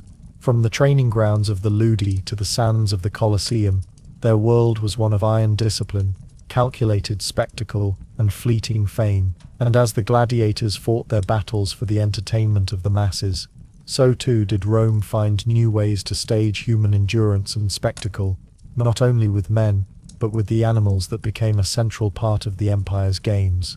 If gladiators represented the human drama of courage, endurance, and violence, then the Venatianers, the wild beast hunts, were Rome's most striking display of its imperial reach and its power over the natural world. The amphitheaters of the empire were not only stages for men but arenas where lions, elephants, crocodiles, and leopards were paraded and slaughtered, transforming the sand into a theater of nature's conquest. To the Roman audience, these hunts were more than entertainment. They were proof that Rome's dominion extended beyond peoples and kingdoms into the very heart of the wilderness itself. The origins of the Venatianers stretch back to the 2nd century BCE, when exotic animals were first introduced into games staged by wealthy elites. Marcus Fulvius Nobilior is credited with staging one of the earliest beast hunts in 186 BCE, presenting lions and panthers to astonished Roman spectators. These early exhibitions were novelties, but they quickly grew in popularity as Rome's conquests expanded. By the late Republic and into the imperial era, Venatianers became a regular feature of games, especially in the grand amphitheaters where spectacles were designed to overwhelm. The logistics behind these hunts were staggering. Rome's empire, stretching across Europe, North Africa, and the Near East, provided access to an astonishing array of animals. Elephants came from North Africa and India, lions from Numidia, leopards from Anatolia, crocodiles and hippos from the Nile, bears from the forests of Europe, and ostriches and antelopes from the deserts. These animals were captured by organized teams, often in perilous expeditions, and then transported overland or by ship to the capital and other cities of the empire. The process was costly and dangerous. Many animals died before reaching their destination, and those that survived required special enclosures and handlers. Yet the sheer abundance of Rome's resources allowed this trade to flourish. Upon arrival, the animals were kept in holding pens, sometimes near the amphitheaters themselves. In Rome, the Colosseum was supplied by a complex network of underground chambers and cages, connected by lifts and trapdoors that allowed animals to be released dramatically into the arena. To a spectator,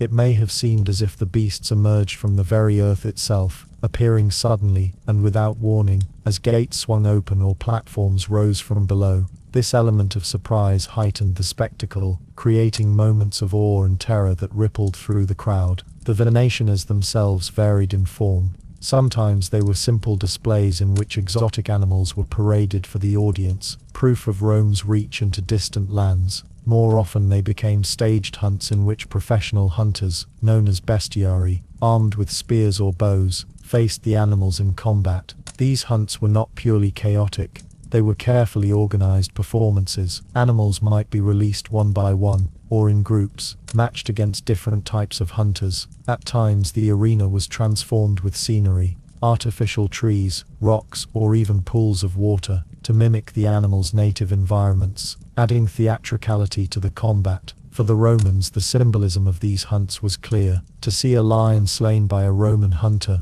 was to witness the subjugation of Africa. To see elephants humbled was to recall Rome's victories over Carthage. To watch bears or wolves fall was to affirm Rome's control over the wild frontiers of Europe. The Venationas thus became an allegory of empire. Rome not only conquered peoples but also bent the natural world to its will. The spectacle reassured citizens of their place at the center of a vast, ordered universe where chaos and danger were subdued for their amusement. Yet the hunts were not without risk. Animals occasionally turned on their captors or broke through barriers, creating moments of genuine danger for spectators and performers alike. Ancient sources record instances where panicked beasts leapt into the stands, or where hunters were mauled in front of the crowd. These moments, though tragic, only added to the aura of excitement and danger that surrounded the games. For the crowd, there was always the knowledge that nature could not be fully tamed, that violence was part of the cost of domination. The scale of some Venationas was staggering. Under Julius Caesar, games featured hundreds of animals killed in a single day, including giraffes brought from Africa for the first time. Augustus staged hunts with thousands of animals over the course of his reign, while later emperors competed in extravagance. Trajan's games in 107 CE, celebrating his victories in Dacia, reportedly involved the slaughter of over 11,000 animals across 123 days of spectacle. These numbers speak not only to the organizational capacity of Rome, but also to its willingness to expend life, both human and animal, in the service of public entertainment. Not all Romans were uncritical of the Venationas. Philosophers such as Seneca expressed discomfort with the cruelty of the spectacles, noting the wasteful destruction of life. Some emperors, too, sought to curb excess. Marcus Aurelius is said to have reduced the scale of the hunts during his reign, though even then they remained a central feature of the games. Despite criticism, the public appetite for such displays endured, and emperors found it politically impossible to abolish them entirely. The Venationas left their mark on Roman culture in art and literature. Mosaics from North Africa often depict hunting scenes, showing hunters in combat with lions, leopards, or wild boars, sometimes with a stylized backdrop of trees or arenas. Inscriptions commemorate the bravery of bestiarii, who, like gladiators, could achieve a measure of fame through their exploits. The fascination with exotic beasts extended beyond the arena as well. Wealthy Romans sometimes kept wild animals in private menageries, symbols of status and curiosity. Over time, however, the relentless demand for animals took its toll. Species were hunted to near extinction in some regions to supply the Roman games. The mass killing of elephants, lions and other creatures across centuries represents one of the earliest examples of human-driven environmental devastation on a large scale. In this sense, the Venetians symbolize not only Rome's power but also its excess, its willingness to exhaust natural resources in pursuit of spectacle. Still, in the moment of the hunt, none of this mattered to the crowd. For them, the appearance of a roaring lion or a charging elephant was an affirmation of Rome's greatness, a reminder that the empire's reach was limitless and its mastery unchallenged. The hunts brought the wilds of Africa, Asia and Europe into the heart of the city, collapsing distance and geography into a single afternoon's entertainment. The amphitheater became the stage upon which Rome displayed its dominion over both man and beast. As the animals fell and the crowds roared, the Venetians reinforced the message that Rome's authority was absolute. Yet even this was only one part of the spectacle. For in addition to hunts and gladiatorial combat, the arenas also hosted a stranger, darker form of entertainment, the execution of criminals, carried out before thousands of spectators in elaborate and theatrical ways. If the hunts and executions revealed Rome's mastery over man and beast, then the staged naval battles, known as naumachia, were the empire's most audacious attempt to conquer nature itself. These spectacles required not only the capture of men or animals, but the reshaping of entire landscapes. To witness a sea battle in the heart of the city was to glimpse the scale of Roman ambition, the empire's determination to bring the ocean and the warships that sailed it into the very center of civic life. Where most societies would have been content with plays or races, Rome turned its attention to flooding arenas, constructing artificial lakes, and filling them with ships crewed by men condemned to die. The tradition of naumachia began not in the Colosseum, but earlier, in the late Republic, when generals and politicians sought ever more elaborate forms of spectacle to secure public favor. Julius Caesar staged one of the first great mock sea battles in 46 BCE, celebrating his quadruple triumph. He had an artificial lake dug in the Campus Martius, and filled with water to host combat between ships representing Tyrian and Egyptian forces. Thousands of spectators gathered around the basin to watch men fight upon the water, the event presented as both entertainment and a reminder of Caesar's recent victories abroad. Later emperors sought to surpass this achievement. Augustus constructed a permanent naumachia basin near the Tiber River, fed by an aqueduct that brought in a steady supply of water. His inaugural spectacle featured 30 ships and thousands of combatants, a scale meant to impress upon the Roman people that their ruler's resources were limitless. Claudius went further still, staging a battle on Lake Fucine involving fleets of ships and thousands of men, many of them condemned criminals or prisoners of war. Ancient historians such as Suetonius and Tacitus describe how the battle raged across the lake, with the emperor and his retinue watching from specially constructed stands. The sheer number of participants and the logistical complexity made the naumachia among the most extravagant of Roman entertainments. When the Colosseum was inaugurated under Titus in 80 CE, it too was adapted for naval spectacles. According to ancient accounts, the arena floor was engineered so that it could be flooded with water drawn from the city's aqueducts, transforming the amphitheater into a temporary basin. Ships, often scaled-down versions of war galleys, were floated into the arena to reenact famous battles or to stage mock encounters between rival fleets. For the audience, the sight of triremes colliding, oars churning the water, and men struggling in combat was unlike any other form of entertainment. It was as if the power of Rome's navy had been condensed into a single afternoon's performance. The engineering required for such feats remains a subject of scholarly debate. Some suggest that only the early amphitheater naumachia were full-scale, with later versions in the Colosseum employing smaller boats or shallow water skirmishes, designed more for visual effect than realistic naval combat. The practical challenges were immense, flooding a stone amphitheater, ensuring the stability of the walls, and then draining the water quickly enough to prepare for the next day's spectacles demanded ingenuity. Whether fully realized or symbolic, the naumachia testified to Rome's extraordinary ability to manipulate space and resources for public display.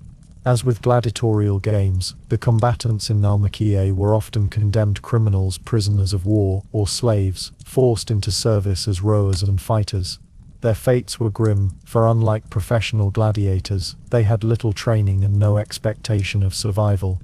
Ancient accounts suggest that many of these men greeted the emperor with the phrase "Morituri te salutant," those who are about to die salute you, before embarking on the doomed battle. Whether this phrase was common or apocryphal remains uncertain, but it captured the sense of fatalism that hung over such spectacles. The battles themselves were choreographed for maximum effect. Sometimes they reenacted historical naval encounters, such as Rome's wars with Carthage or Greece, presenting the empire's victories in miniature for a Roman audience. Other times they were purely theatrical, designed to showcase chaos, violence, and the destruction of ships in confined quarters. To see ships crash, to hear the groan of timber and the cries of men drowning, to watch sails burn and oars splinter, these were experiences designed to awe the crowd and remind them of both the glory of Rome and the insignificance of individual lives before the grandeur of the state. The symbolism of the Naumachie was powerful. Rome was not only a land empire but a naval one, and its control of the Mediterranean, the Mare Nostrum, or Our Sea, was central to its identity. By staging naval battles in the heart of the city, emperors brought the empire's maritime dominance into the daily lives of its citizens. The sea, normally distant and associated with trade or war, was domesticated, tamed, and presented as yet another arena in which Rome demonstrated its supremacy. Over time, however, the sheer cost and difficulty of staging Naumachie led to their decline. Later emperors preferred the more manageable and regular spectacles of gladiators and beast hunts, which could be staged with greater frequency. The naval battles remained rare, reserved for special occasions or inaugurations, remembered as the most extravagant of entertainments, but too burdensome for regular use. By the late empire, they had faded almost entirely, leaving behind only scattered references in texts and the memories of the extraordinary feats once performed. In the quiet aftermath of a Naumachie, when the water was drained and the arena floor restored, the audience would carry with them the vision of Rome's mastery not just of men and animals, but of the sea itself. Yet even as naval spectacles declined, the Roman imagination continued to find new ways to astonish, shifting attention once more to the gladiators, the beasts, and the brutal rhythms of combat on solid ground. In Rome, public entertainment was never just amusement. It was rooted in ritual, deeply tied to the religious and civic fabric of the city, so that every festival, every set of games, every spectacle presented in the theatres or amphitheatres was woven into the sacred calendar that governed Roman life. Where modern audiences might see only gladiators fighting, chariots racing, or actors declaiming on a stage, the Romans themselves perceived a continuity that ran back to the earliest rites performed in honor of the gods. To them, spectacle was not simply diversion, it was an offering, a form of worship, a communal participation in the religious order that underpinned the city's destiny. The origins of Roman entertainment, as earlier noted, lay in religious rituals imported from the Etruscans and Greeks, but by the time of the Republic and Empire these origins had been codified into the structure of the civic year. The Roman calendar was crowded with festivals, many of them ancient and agricultural in character, celebrating deities who ensured fertility, prosperity, and victory. Central among these were the ludi, the games, which were staged at public expense and were formally dedicated to particular gods. The Ludi Romani, for instance, were held in September in honor of Jupiter Optimus Maximus, the chief of the Roman pantheon. They included theatrical performances, chariot races, and athletic contests, all framed as acts of reverence toward Jupiter.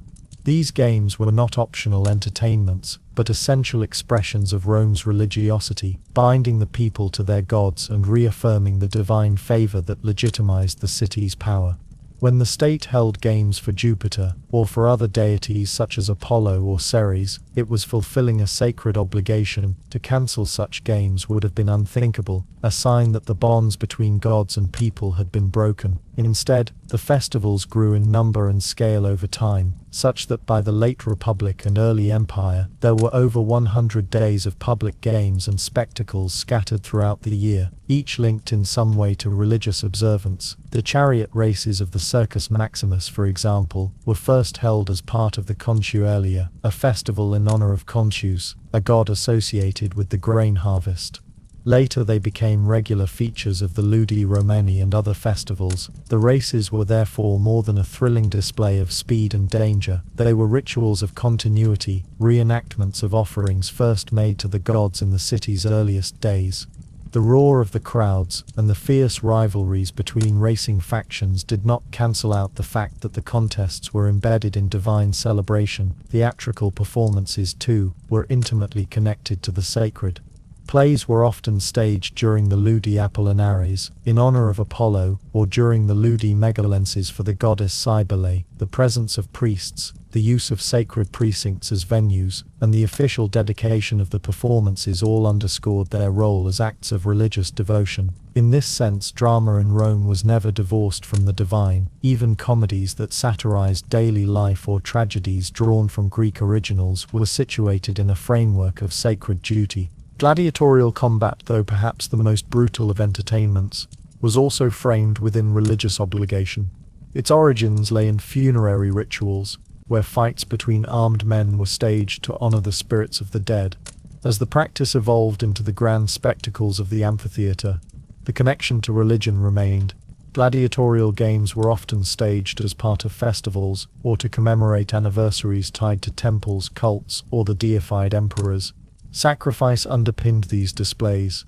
The blood shed in the arena was seen as an offering, a gift to the gods or the shades of the deceased.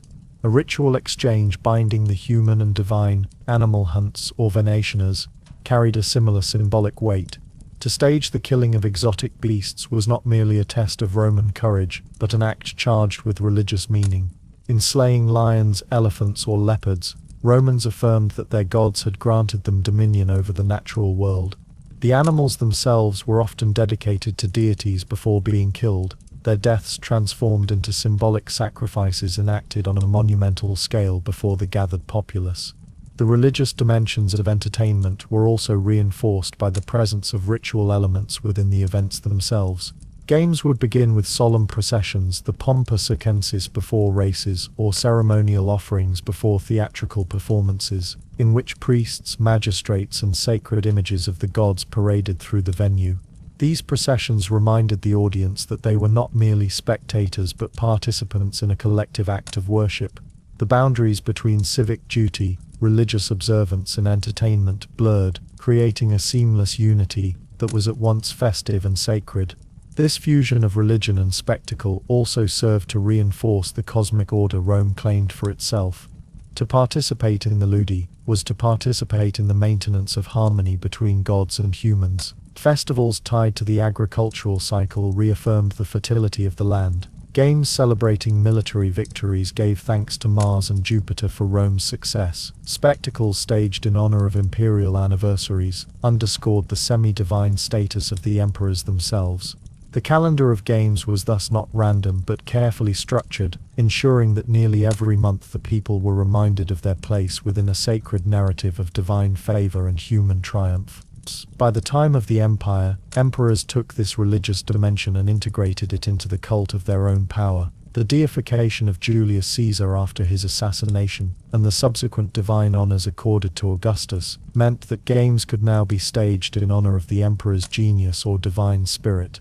What had once been offerings to Jupiter or Apollo now became offerings to living rulers who styled themselves as semi-divine figures. Thus the games blurred not only religion and entertainment, but also religion and politics, binding loyalty to the gods with loyalty to the emperor. Despite this transformation, the underlying sense of sacred obligation remained. Even the roadiest games, the most violent combats, or the bawdiest comedies carried with them the memory of their origins as acts of reverence. For the Roman people, the laughter, the gasps, and the cheers were not merely expressions of excitement but echoes of a ritual chorus, part of the ongoing dialogue between the city and its gods. The role of religion in entertainment ensured that the games were not fragile or ephemeral, they were deeply embedded in the structure of Roman life. To cancel the games would have been to deny the gods their offerings and to risk divine displeasure. This religious foundation helps explain why, even in times of crisis, Rome continued to stage spectacles, sometimes on an even grander scale, as a way of seeking divine favor and reassuring the people that their gods still smiled upon them.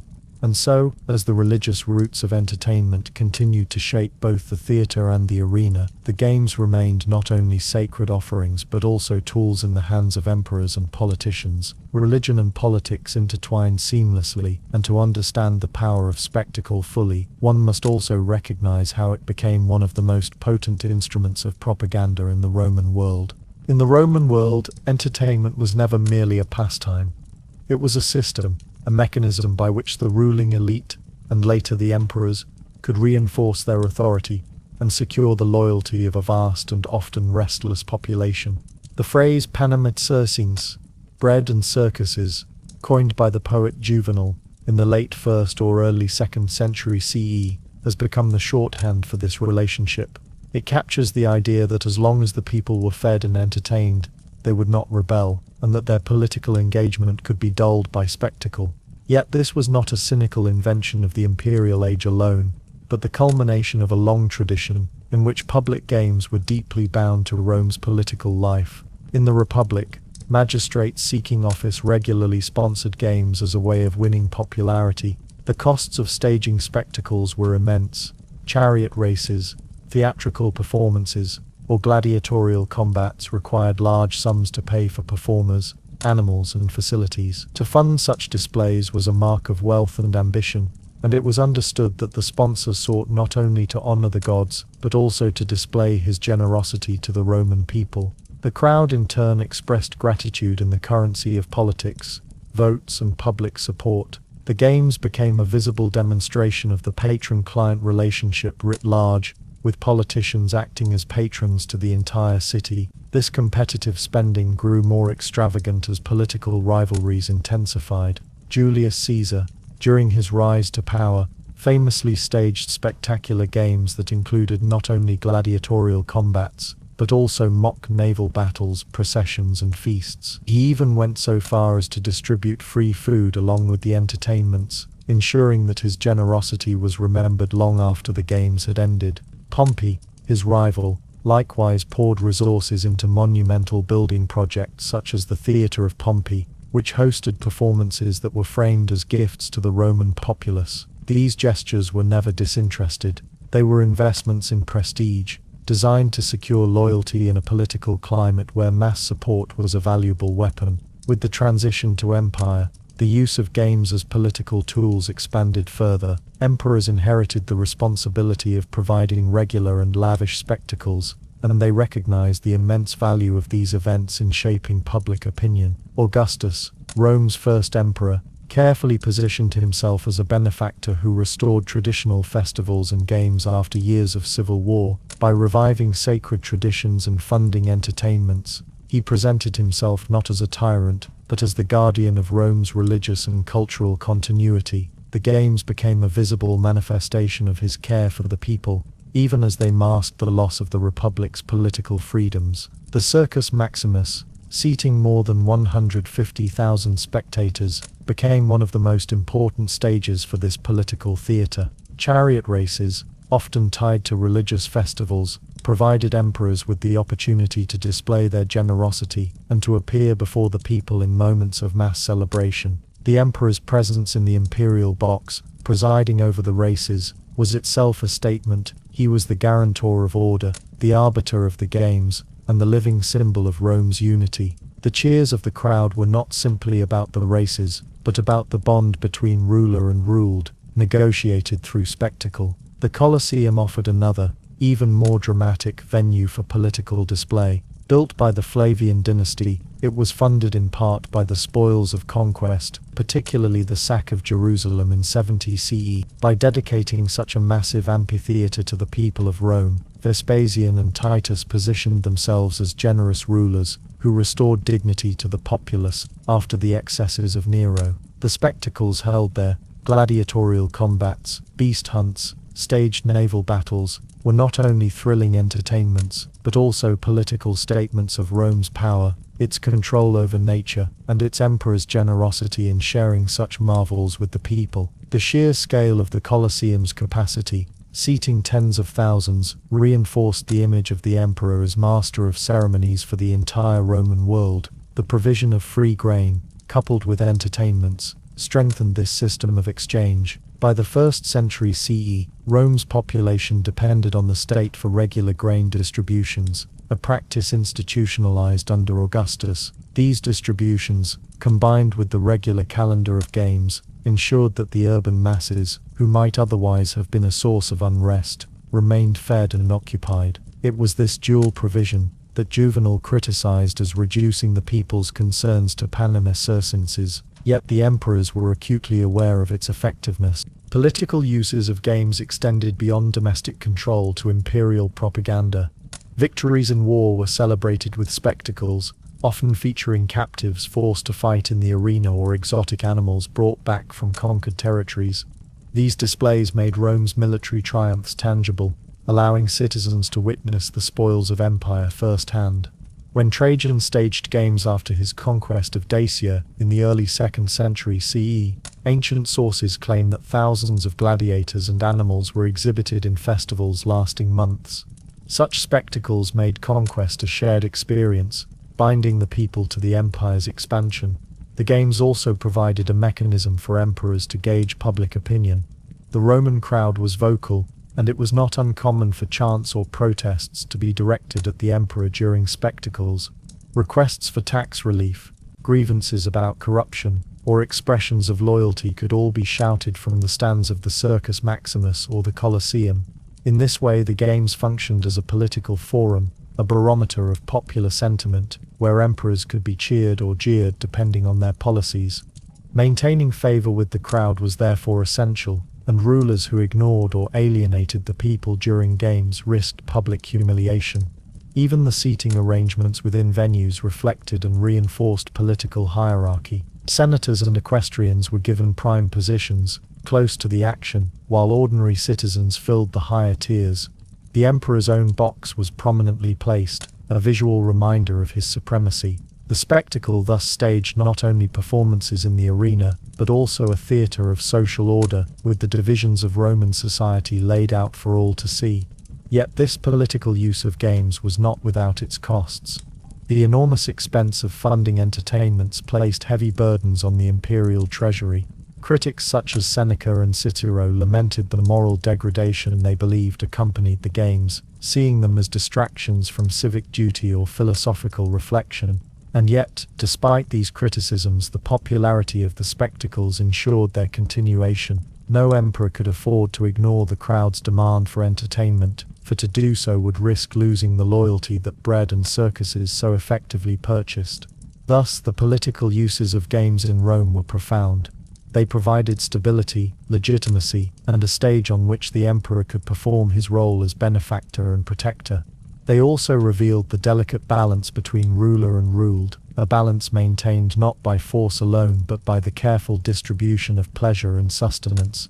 The phrase bread and circuses may seem dismissive, but in reality it captures a sophisticated system of control, one that endured for centuries and left its mark on the very identity of Rome. And as the political value of spectacles grew ever more central, so too did the immense wealth and labor poured into their production. Behind every grand procession, every gladiatorial game, and every naval reenactment lay a vast network of resources, logistics, and imperial expenditure that made such entertainments possible. When the Roman populace gathered for entertainment, whether in the vast curves of the Circus Maximus, the stone tiers of the Colosseum, or the more intimate setting of a theatre, they were not simply members of an anonymous crowd. They were positioned, sorted, and displayed according to a rigid social order that reflected the hierarchies of Roman life. Entertainment in Rome was communal, but it was never egalitarian. The seating arrangements, the access to vantage points, and even the physical proximity to the emperor were deeply political, shaping the experience of spectacle into a ritual of hierarchy. From the earliest days of public games, distinctions were visible. In the late Republic, as theatres began to be constructed, controversies often erupted over who could sit where. Senators expected precedence, equestrians demanded their own space, common citizens, the plebs, were relegated to the less desirable seats. This issue became so pressing that in 67 BCE, the Lex Rossia Theatralis was passed, which reserved the first 14 rows of theatre seating for members of the equestrian order. This law institutionalized what had already been an implicit practice, that Roman identity and honor were tied to visibility in public spectacles. For the elite, it was not enough to watch the performance, they had to be seen watching it, their status reinforced by their place in the architectural hierarchy. By the time of Augustus, seating regulations had become a reflection of his broader effort to codify Roman society.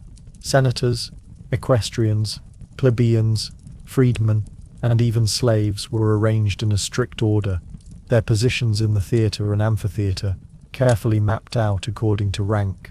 Senators were placed in the prime locations closest to the arena or stage, equestrians slightly further back, while ordinary citizens occupied the upper tiers. Foreigners, women, and the poorest members of society were pushed even higher, their physical distance from the action a metaphor for their political and social distance from power. In the Colosseum, this hierarchy was particularly striking as the massive stone tiers rose in concentric circles that mirrored the stratification of Roman society itself. Women's seating is a matter of particular interest. In the theatre, women were often relegated to the back rows, a reflection of their exclusion from political life and their association with moral concern. However, in the Circus Maximus, the rules were looser. There, men and women sat together, a fact noted by ancient authors with a mixture of fascination and unease. The circus was in many ways a more democratic space, its sheer size and its traditions permitting a mingling that the theatre and amphitheatre resisted. Yet even there the influence of rank persisted, with senators and equestrians granted privileged seats near the imperial box. The emperor's own position in these venues was crucial. In the Circus Maximus, the imperial box Pulvinar occupied a central and elevated position, aligned with the starting gate so that the emperor could be seen by the entire audience. In the Colosseum, the imperial box was situated at the northern end of the arena, opposite the main entrance, perfectly placed for visibility. The emperor's presence was both symbolic and practical. He was the master of ceremonies, the guarantor of the games, the ultimate source of generosity. Every glance at the arena inevitably included a glance at the emperor, and every cheer for the spectacle carried with it an echo of acclamation for the ruler who had provided it. The games thus reinforced not only social hierarchy, but also the emperor's central role as mediator between the gods, the people, and the state. These seating arrangements also had a performative function. To sit in one's proper place was to affirm the order of Roman society. To deviate from it was to risk chaos. Ancient sources describe instances where disputes over seating erupted into violence, a reminder of how charged these divisions could be. The theatre riots in Pompeii in 59 CE, for example, were sparked in part by tensions over local and visiting supporters, their anger escalating into bloodshed that shocked even the imperial authorities. Seating was not merely about comfort or convenience, it was about identity, dignity and belonging within the Roman world. The hierarchy extended beyond class and gender to include occupation and reputation. Actors, gladiators and performers, despite their fame, were excluded from respectable seating. Their status as infames, dishonorable persons, barred them from the privileges of elite society, even as their performances drew adoration from the crowd. Soldiers, on the other hand, were often grouped together, a reminder of their role in maintaining order and their symbolic connection to Rome's military identity. Foreign dignitaries, visiting envoys and important allies were granted prominent positions as a gesture of honor, their visibility a form of diplomatic theater staged before the Roman masses. The architecture of Roman entertainment spaces reinforced these divisions through careful design. In the Colosseum, staircases and passageways vomitoria were planned to channel each social group directly to their designated tier, minimizing contact between classes and ensuring that the order of society was replicated in the order of movement.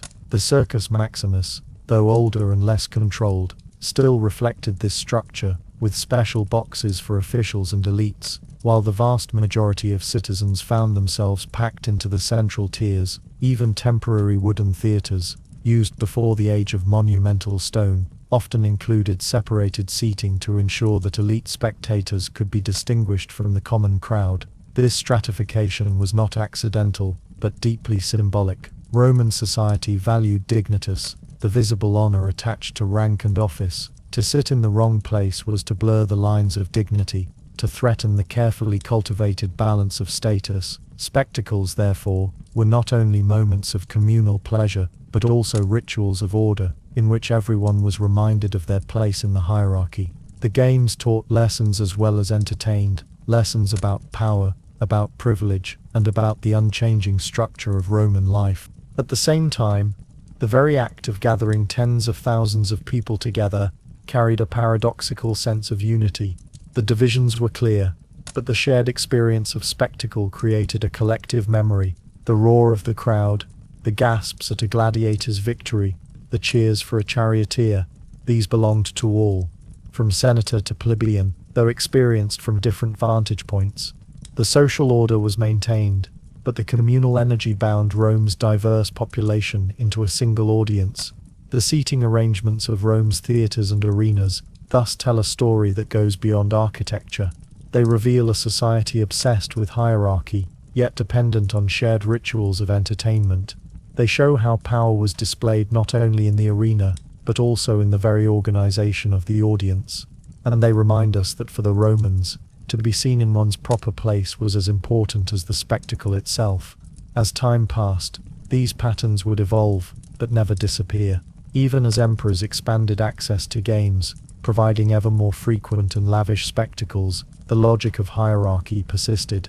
To understand Roman entertainment is to understand not only what happened in the arena, but also who was allowed to watch, where they were seated, and what their position said about their role in the great mosaic of Roman society. And as the structure of the audience reflected the structure of the state, so too did the immense resources poured into these events reveal the deep connection between spectacle and economy. Behind every carefully arranged seating plan lay the expenditures, patronage, and funding networks that made such spectacles possible in the first place. Behind every grand procession, every roar of the Circus Maximus, every clash of gladiators in the Colosseum, there lay an invisible but immense network of money, resources, and logistical planning. Entertainment in Rome was never cheap, and though it was often presented as a gift to the people, it carried costs so high that they could alter the fortunes of individuals, reshape imperial budgets, and redirect the wealth of provinces. To understand the economy of Roman spectacle is to peel back the shining facade of marble and pageantry, and to look instead at the flow of funds and labor that sustained the entire enterprise. In the earliest periods, the costs of public games fell not upon the state, but upon ambitious magistrates and wealthy elites. The staging of a spectacle was part of the broader system of munera, public duties or gifts given to the people as demonstrations of generosity, wealth, and civic responsibility. An aspiring politician might sponsor theatrical performances, games in the circus, or gladiatorial contests not because he was obliged to, but because such largesse brought him visibility, popularity, and political capital. The expense was staggering, but in a society where prestige was tied to public generosity, the cost was often seen as an investment in influence. Cicero himself remarked upon the ruinous expense of games, noting how competitors for office bankrupted themselves to provide ever larger and more elaborate spectacles. By the late Republic, however, the scale of these entertainments began to escape the capacity of individuals alone. Figures like Julius Caesar and Pompey invested vast sums in games, their spectacles dwarfing those of earlier generations. Caesar famously staged a series of gladiatorial combats in 65 BCE that included hundreds of fighters, exotic animals, and elaborate stage machinery, a display so lavish that it drew criticism even as it won admiration. Pompey's dedication of his theatre in 55 BCE included days of performances and games, accompanied by banquets and public feasts that tested the very resources of the city. These expenditures were not merely personal choices, They reflected the competitive arms race of Roman elite politics, where the size of one's spectacle was a measure of one's ambition. With the rise of the emperors, the burden shifted more decisively to the state. Augustus was careful to regulate expenditures, seeking to balance generosity with fiscal responsibility, but even he spent enormous sums on games that celebrated his reign and reinforced his legitimacy. Later emperors were less cautious. The Flavian emperors, in constructing the Colosseum, not only invested in the building itself, but also in the continuous stream of games that filled its arena. Titus inaugurated the amphitheater with 100 days of spectacles, an extravagance that required the transport of animals from across the empire, the training and arming of gladiators, and the creation of elaborate stage machinery to present mock hunts, executions, and even naval battles. The logistics of these events were as complex as their costs were high. Gladiatorial games required the maintenance of ludi, training schools that housed, fed, and equipped fighters. The Venationas, or beast hunts, necessitated the capture, transport, and housing of animals from Africa, Asia, and beyond, an enterprise that involved hunters, sailors, merchants, and specialized handlers. Chariot races in the Circus Maximus required stables of horses, teams of drivers, and constant upkeep of the racing tracks. Even theatrical performances carried costs in terms of actors' wages, stage construction, scenery, and costumes. Each spectacle, in short, was a miniature economy unto itself, drawing on multiple trades and professions to bring a single day's entertainment to life. The financial burden of this system was immense. For private sponsors, the risks were obvious. Many aristocrats spent fortunes they did not have, their estates ruined by the expectation of generosity. Some fell into debt, others relied on patronage from wealthier allies, and still others turned to corruption to replenish their coffers. The people expected games, and to fail in providing them was to risk political irrelevance. For emperors, the stakes were even higher. Bread and circuses, as Juvenal observed, had become the currency of loyalty, and to withhold them was to court unrest.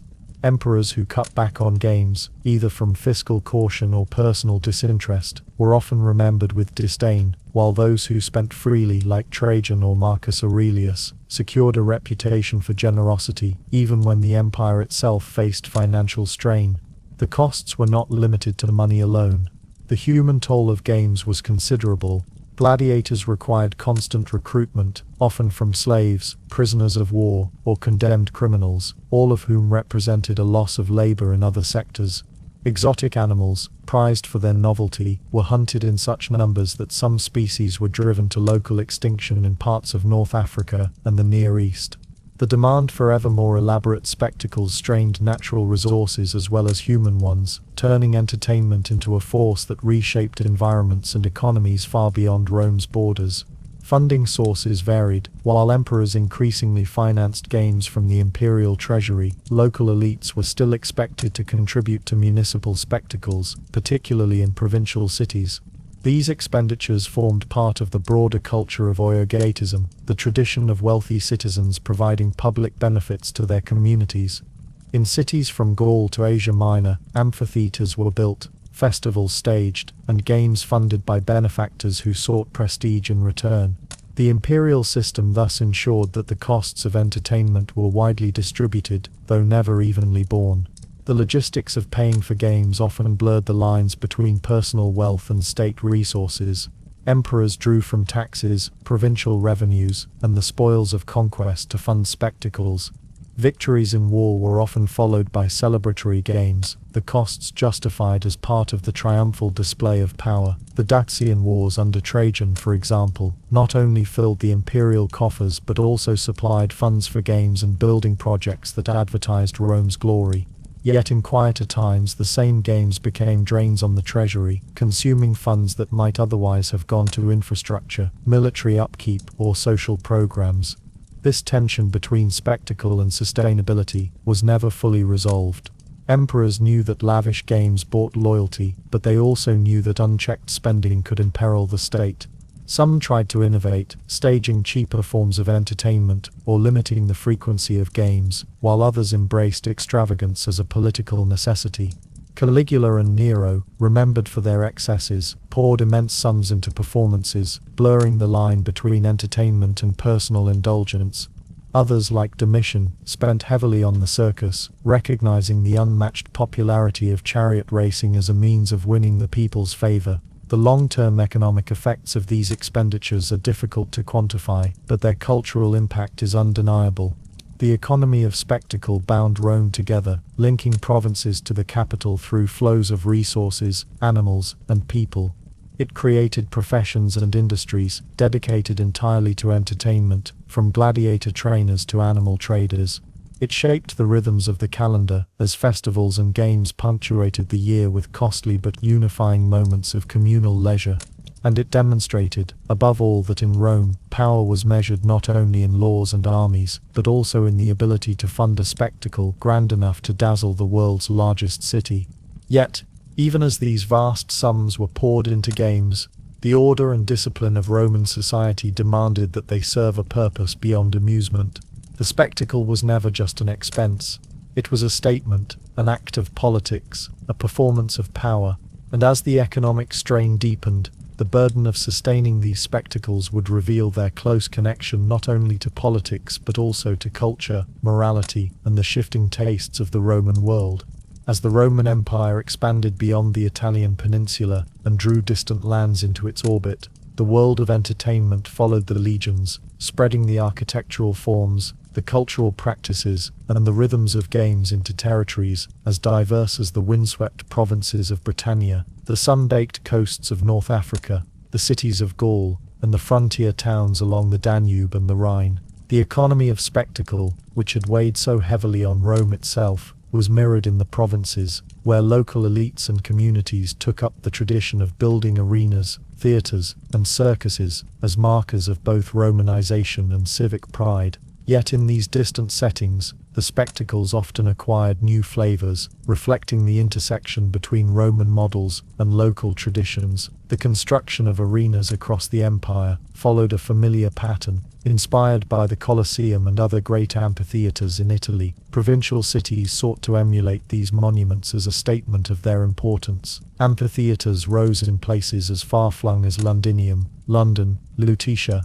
Paris, Colonia Agrippinensis Cologne, and Augusta Treverorum, Trier. In the provinces of Hispania, Gaul and Africa, monumental amphitheaters testified to the reach of Roman architecture and the desire of local communities to demonstrate their Roman identity. The amphitheater of LDJM in modern Tunisia, one of the largest in the empire, was capable of holding some 30,000 spectators, an extraordinary achievement for a provincial city far from the capital. These structures were not merely copies of Rome's buildings, they were instruments of cultural integration. By building theaters and arenas, local elites tied themselves to the Roman state, signaling loyalty to the emperor and to Roman values. Sponsorship of games became a way for provincial governors and wealthy citizens to assert their status, much as it had in Rome itself. Municipal councils might vote to honor benefactors who funded spectacles, inscribing their names on dedications that still survive in stone.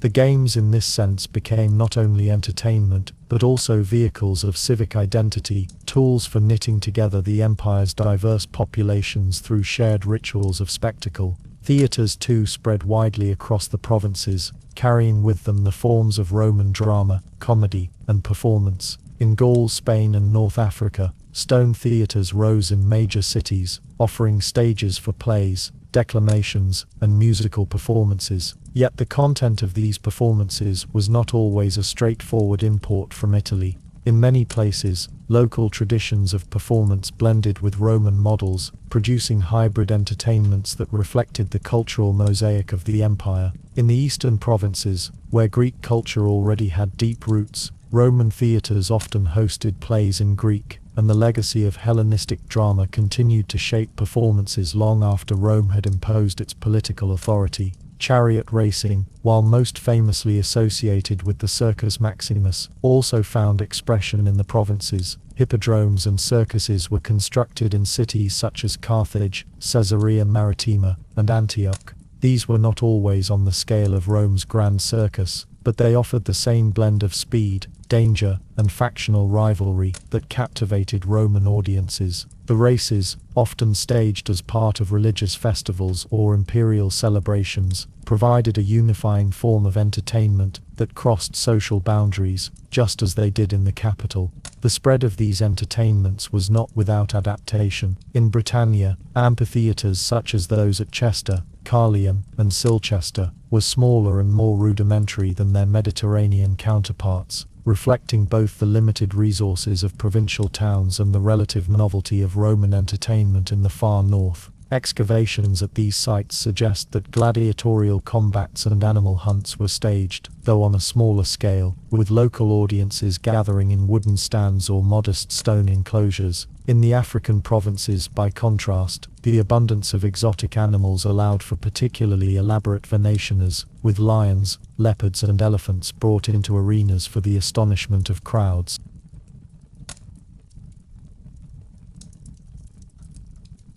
Provincial spectacles also revealed the tensions inherent in Romanization.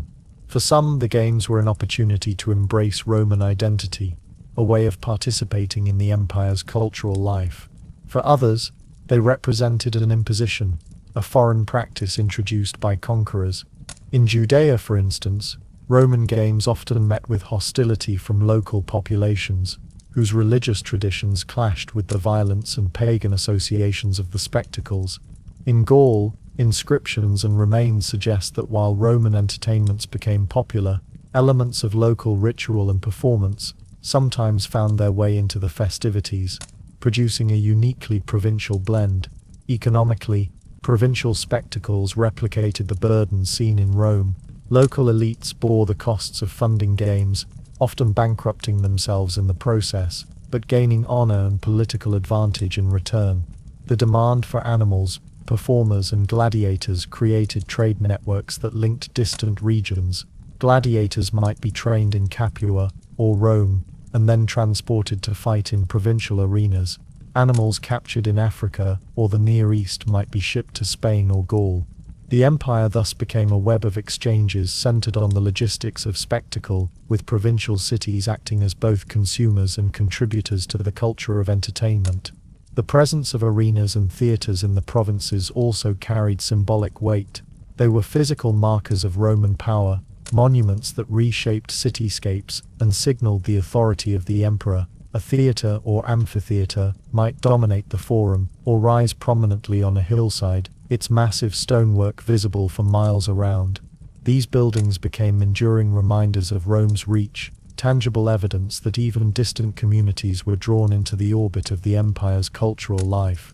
Their ruins, still standing today in places like Arles, Nems, and Ldjm, testify to the enduring impact of this architectural and cultural legacy. Yet for all their grandeur, provincial spectacles were always slightly different from those in Rome. The scale was smaller, the resources more limited, and the audiences more diverse. While the Colosseum could hold 50,000, most provincial arenas seated only a fraction of that number. The performances themselves often reflected local tastes, shaped by regional traditions and available resources. A gladiatorial combat in North Africa, featuring elephants and lions, would have been a very different experience from one in Britannia, where perhaps only a handful of fighters and less exotic animals could be mustered.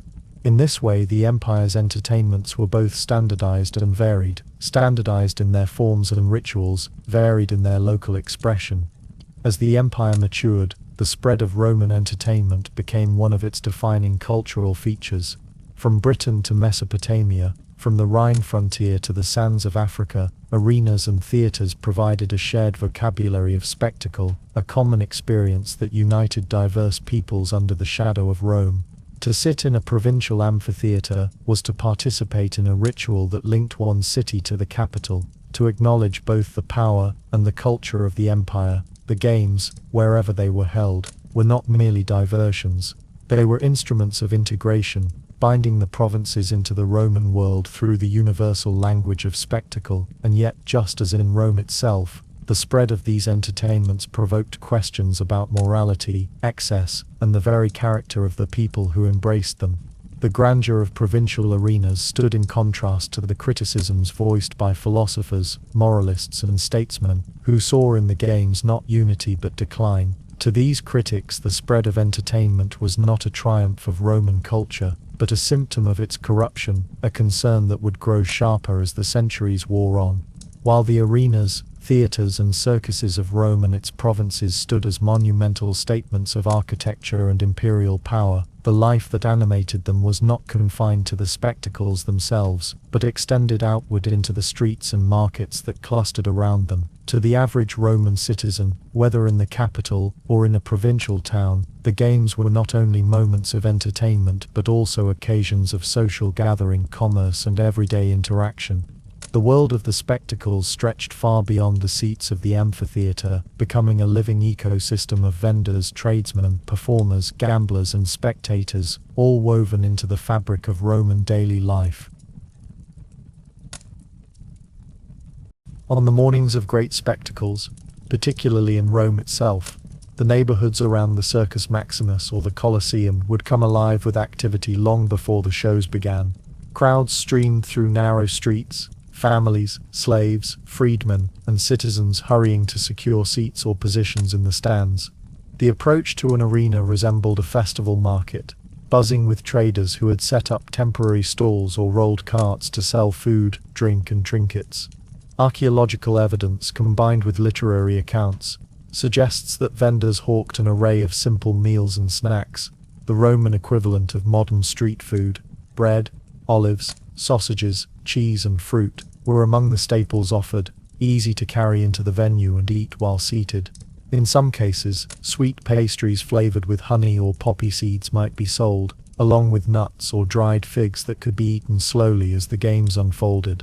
The smell of roasting meat, seasoned with herbs and cooked on small braziers, mixed with the pungent aroma of garum, the fermented fish sauce so beloved by Romans, which was drizzled over simple dishes for flavor. Vendors shouted to advertise their goods, competing with one another for the attention of passers-by, while small boys darted between legs carrying baskets of bread rolls or amphorae of diluted wine. For many, the purchase of food was as integral to the experience of the games as the spectacles themselves, a ritual of consumption that tied nourishment to entertainment. Betting, too, played a lively role in daily life around the games. Chariot racing in particular was a magnet for gambling, and the Circus Maximus thrived on the wagers placed by spectators. The four racing factions, blues, greens, reds and whites, inspired fierce loyalty, and fortunes were risked on the outcomes of races. Graffiti found in Pompeii shows names of favorite drivers and the sums bet upon them, indicating that even ordinary citizens engaged in this culture of risk and reward. Bookmakers and informal bet collectors worked the crowds, taking wagers and keeping records, while some spectators placed bets directly with one another, arguing heatedly over the likely victor. The charioteers themselves, many of them slaves or freedmen, became celebrities not only because of their daring skill but also because of the money their victories brought to their supporters.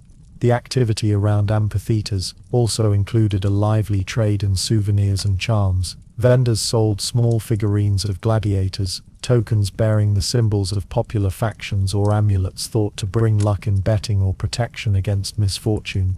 These trinkets, cheap enough for even poorer citizens to afford, gave spectators a tangible way to carry home the excitement of the games. Children might clutch small clay figurines of gladiators, while adults might wear a charm inscribed with the name of a favored charioteer.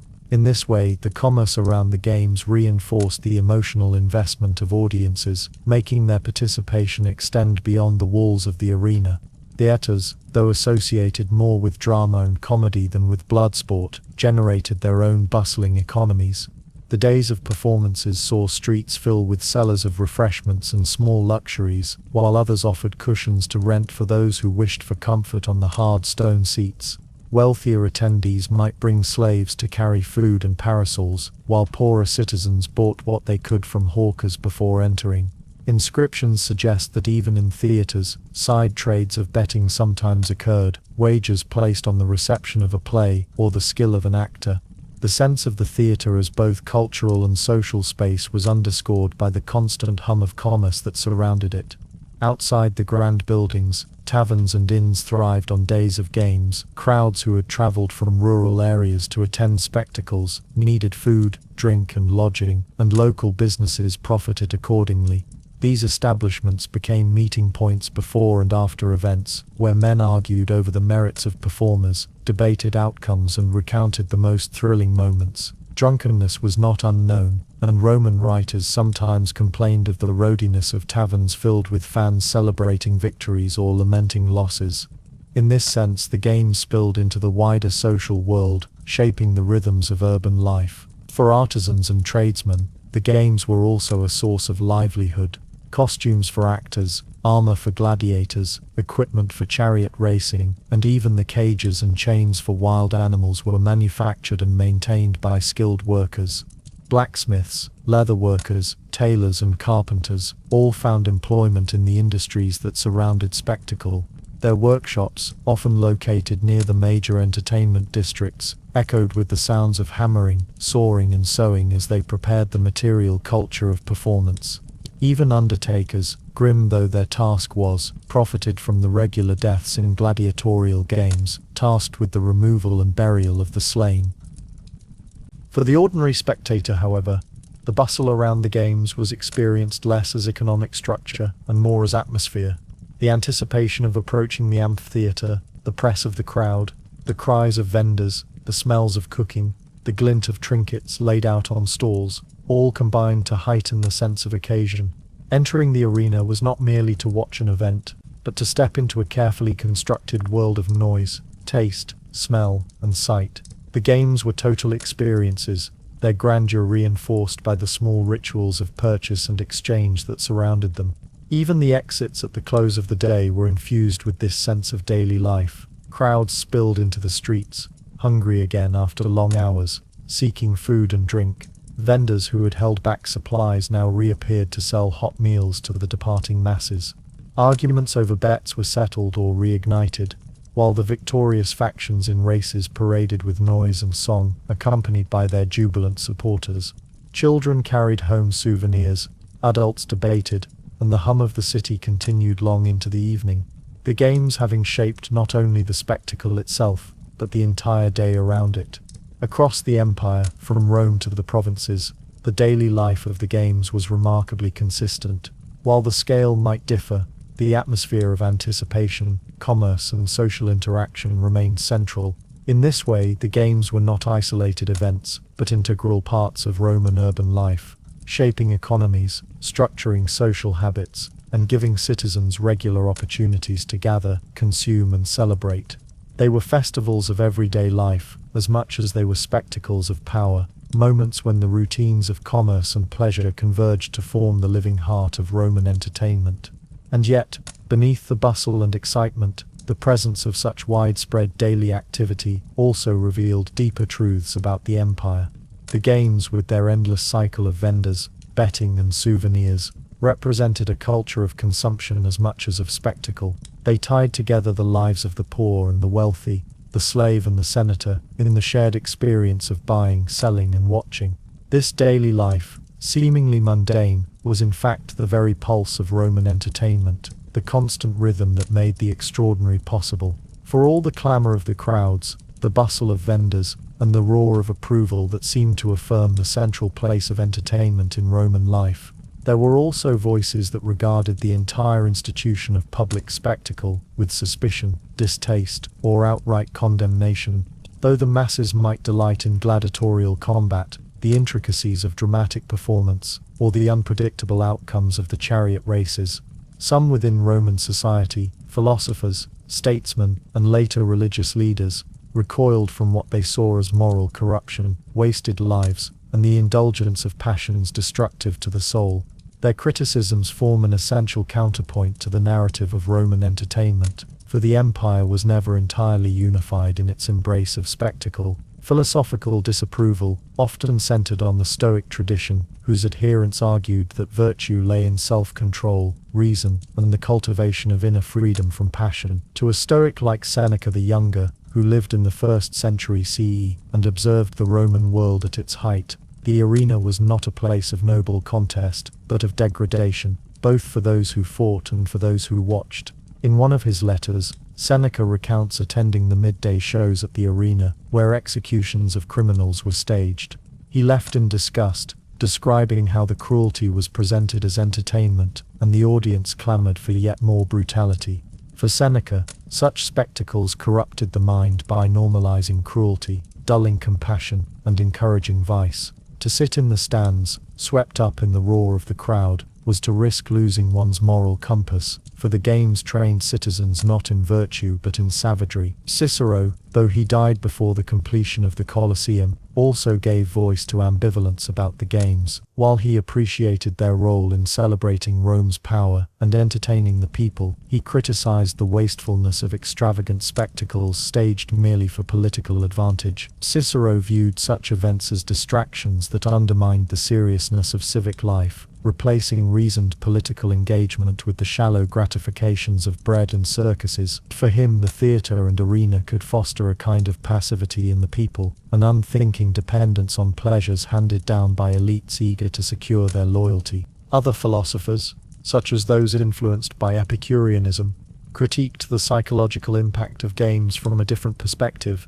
Where Stoics condemned the spectacles for inflaming destructive passions, Epicureans objected that the noise, chaos, and violence disturbed the tranquility of the mind. To seek peace, moderation, and the calm pursuit of simple pleasures was incompatible with the bloodshed of gladiatorial contests, or the frenzy of the Circus Maximus. Thus, even among those who prized pleasure as a good, the games were seen as excessive and disordered, contrary to the balanced life. Religious voices also became increasingly important in shaping opposition to the games, particularly with the rise of Christianity in the 1st centuries CE. Christian writers condemned the spectacles not merely as wasteful or cruel, but as spiritually dangerous. Tertullian, writing in the late 2nd and early 3rd century, argued that the games were born of idolatry, linked to pagan festivals and sacrifices, and thus incompatible with Christian devotion. To sit in the theatre, or the amphitheatre, was to expose oneself to demonic influence, for the entire institution was steeped in reverence to false gods. For Tertullian, Christians must separate themselves completely from the culture of spectacle, lest they be drawn away from the discipline of faith. Similarly, Augustine of Hippo, writing in the 4th and 5th centuries, reflected on the seductive pull of the games. He recounts the story of his friend Alypius, who at first resisted attending the gladiatorial shows but was eventually drawn in. Once seated among the crowd, Alypius opened his eyes to the sight of blood, and in that instant became enthralled, swept away by the communal frenzy. Augustine uses this account to illustrate how the games could overpower reason, corrupt the heart, and lead even the well-intentioned into sinful delight. For Christian thinkers, the arena was not only cruel but spiritually toxic, an emblem of the fallen world's temptations. Even within pagan Rome itself, satire and comedy sometimes served as tools of criticism. Writers such as Juvenal mocked the populace for their obsession with bread and circuses, suggesting that Rome's greatness had been reduced to a shallow hunger for free food and entertainment. For Juvenal, the games revealed not strength but weakness, exposing a people too easily distracted from civic duty. His biting satires, though humorous, carried an undertone of despair at what he saw as Rome's moral decline. Despite these criticisms, it must be recognized that opposition to the games was always a minority voice in the broader Roman world. The overwhelming majority of citizens, from the poorest to the emperor himself, found meaning, excitement, and shared identity in spectacles. Yet the persistence of dissent, especially from philosophers and later Christians, indicates that Roman culture was never monolithic. Even as arenas filled with roaring crowds, there were always individuals who sat uneasily with the bloodshed, the noise, and the manipulation. Their words preserved an alternate perspective, reminding later generations that the games were not universally adored, but contested within their own time.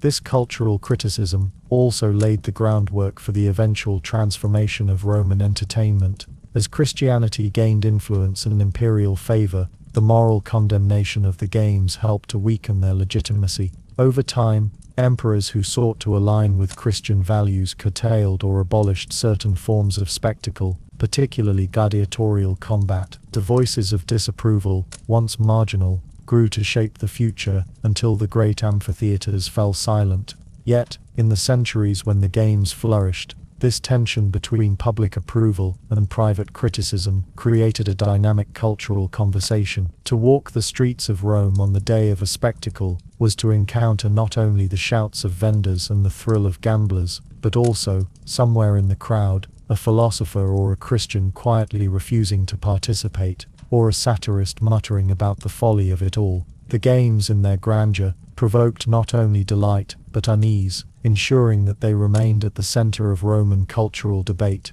By the 4th century of the Common Era, the grandeur of Roman entertainment, with its theaters, circuses and amphitheaters spread across the empire, had begun to feel the weight of history pressing down upon it. For centuries, spectacles had served as both diversion and political tool, their scale seemingly limitless, their endurance taken for granted by citizens who could scarcely imagine a Rome without them. Yet, like the empire itself, the tradition of games and performances was subject to forces of change, financial exhaustion, shifting cultural values, and the rise of a new religion that regarded the whole edifice of spectacle with suspicion. The decline of traditional entertainment did not happen suddenly, nor did it follow a straight path, but rather it unfolded gradually, as tastes changed, resources dwindled, and Rome's priorities turned elsewhere. One of the most immediate pressures came from the sheer cost of staging spectacles.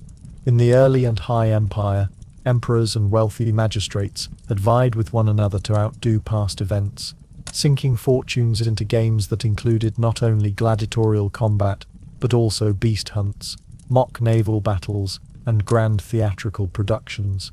Such generosity reinforced prestige and cemented loyalty, but by late antiquity, the empire's financial stability was fraying. The vast territorial holdings of Rome required enormous military expenditure to defend, especially against increasingly frequent barbarian incursions. Tax burdens rose, provincial revenues declined, and emperors found themselves choosing between the defense of frontiers and the lavish sponsorship of spectacles. Inevitably, the games suffered, their frequency reduced, their scale diminished, their magnificence slowly fading. The theaters and amphitheaters, once symbols of Rome's engineering genius, also began to feel the neglect of these straitened times. Structures that had once been repaired and maintained at great expense began to crumble, their stonework left untended, their elaborate mechanisms abandoned. Wooden seating rotted, marble cracked, and the once bright paint faded into dull ruin. Some buildings were repurposed, their stones cannibalized for new construction, their stages falling silent as the empire turned its attention away from civic grandeur and toward sheer survival. In many cities, what had once been the proud center of urban life became little more than a hollowed shell, frequented by scavengers rather than spectators. Cultural tastes too began to change. Although gladiatorial combat had for centuries captured the imagination of Roman audiences, by the late empire, its appeal was waning. There is evidence that in certain regions, chariot racing continued to flourish, its factions still arousing passions, but gladiatorial contests grew less common. Partly this was due to the costs involved, for training and maintaining gladiators required expensive schools, skilled trainers, and the continual supply of slaves or volunteers, but partly it reflected a deeper cultural shift, a sense that the bloodshed no longer suited an empire, increasingly shaped by new values. The rise of Christianity was crucial in this transformation. From the earliest centuries of its development, Christian leaders had spoken out against the games, viewing them as tainted by pagan sacrifice, moral corruption, and cruelty. As the religion gained followers, its influence spread, and when Christianity achieved imperial favor in the 4th century, the cultural impact was profound. The Edict of Milan in 313 CE legalized Christianity, and within decades, emperors were themselves aligning with Christian values. This did not mean the immediate abolition of spectacles, for emperors like Constantine continued to support some forms of entertainment, particularly the races of the circus. But Christian disapproval began to weigh more heavily on practices like gladiatorial combat, which could not easily be reconciled with the ideals of mercy and spiritual discipline. the trajectory of decline was not uniform, and some emperors resisted. Theodosius the Fair, for instance, is remembered for his firm promotion of Christianity, including his decisive ban on pagan rituals, but he did not abolish chariot races, which remained an immensely popular diversion. Yet gladiatorial shows, increasingly denounced by bishops and church councils, came under greater scrutiny. By the early 5th century, official decrees began to limit or prohibit them, and although local resistance ensured that blood spectacles lingered in some corners, the overall trend was unmistakable. What had once been the pride of the Roman people was slowly transforming into a relic of the past. It was not only Christianity, however, that brought this change. The rhythms of urban life in the later empire also shifted. Populations declined in many cities due to economic hardship and the insecurity of invasions, reducing the scale of audiences. In some regions, famine and plague disrupted the steady flow of food and resources that had made mass gatherings sustainable. The vibrant street life that had once surrounded games, vendors, gamblers, musicians, and the chatter of crowds grew quieter as prosperity ebbed. Where once thousands of voices had roared approval in the Colosseum or Circus Maximus, fewer citizens now remained to fill the seats. Still, decline was never absolute. Even as gladiatorial combat faded, chariot racing persisted, with the great factions, the blues, greens, whites and reds, continuing to command loyalties that could spark riots and shape politics well into the Byzantine era. The Hippodrome of Constantinople, successor to the Roman circuses, carried the torch of spectacle into the medieval world, ensuring that the appetite for public performance never entirely died. Yet the forms had changed, the moral framework had shifted, and the bloody grandeur of the early empire was largely gone. Thus, by the late empire, the theatres and arenas that had once symbolized Roman identity were in many ways ghostly reminders of a past age. The memory of crowded spectacles lingered, but the lived reality was different. Smaller events, less frequent shows, and a population whose loyalties and faith were increasingly turned toward new institutions. Where the roar of approval had once affirmed Rome's unity, silence and decay now testified to an empire in transition. Its energies no longer poured into blood and marble, but into survival and spiritual transformation. And yet, even in their decline, the games never entirely lost their symbolic power. When emperors or magistrates staged spectacles, however diminished, they still carried echoes of Rome's past glory, reminders of an empire that had once seemed eternal. The decline of the games, then, mirrored the decline of the empire itself, not a sudden collapse but a long unraveling, marked by shifting values, economic pressures, and the rise of new ideals. By the time the 5th century of the Common Era unfolded across the Mediterranean world, the character of Roman entertainment had undergone a profound transformation. What had once been the defining feature of civic life, the games, the spectacles, the vast communal gatherings in theatres and amphitheatres, had become a dwindling shadow of its earlier glory.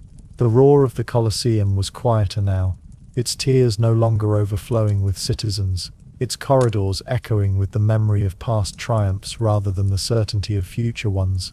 Yet even as the empire itself fragmented and contracted under the pressures of invasion, famine and political instability, spectacles did not vanish all at once. Instead, they lingered, diminished but not forgotten, their final appearances leaving an indelible mark on Roman memory. The gladiatorial games, so long the most iconic of Roman entertainments, came to their end not through a single decisive event, but through a series of slow steps, punctuated by occasional imperial decrees. Theodosius the Fair, remembered for his role in making Christianity the official faith of the empire, issued laws in the late 4th century that increasingly curtailed the pagan elements of Roman life. While he did not ban all forms of public spectacle, the gladiatorial contests, which so clearly embodied violence, pagan ritual and bloodshed, came under particular scrutiny. Over time, imperial support for them weakened, and though some local elites attempted to revive the old traditions, their efforts grew rarer.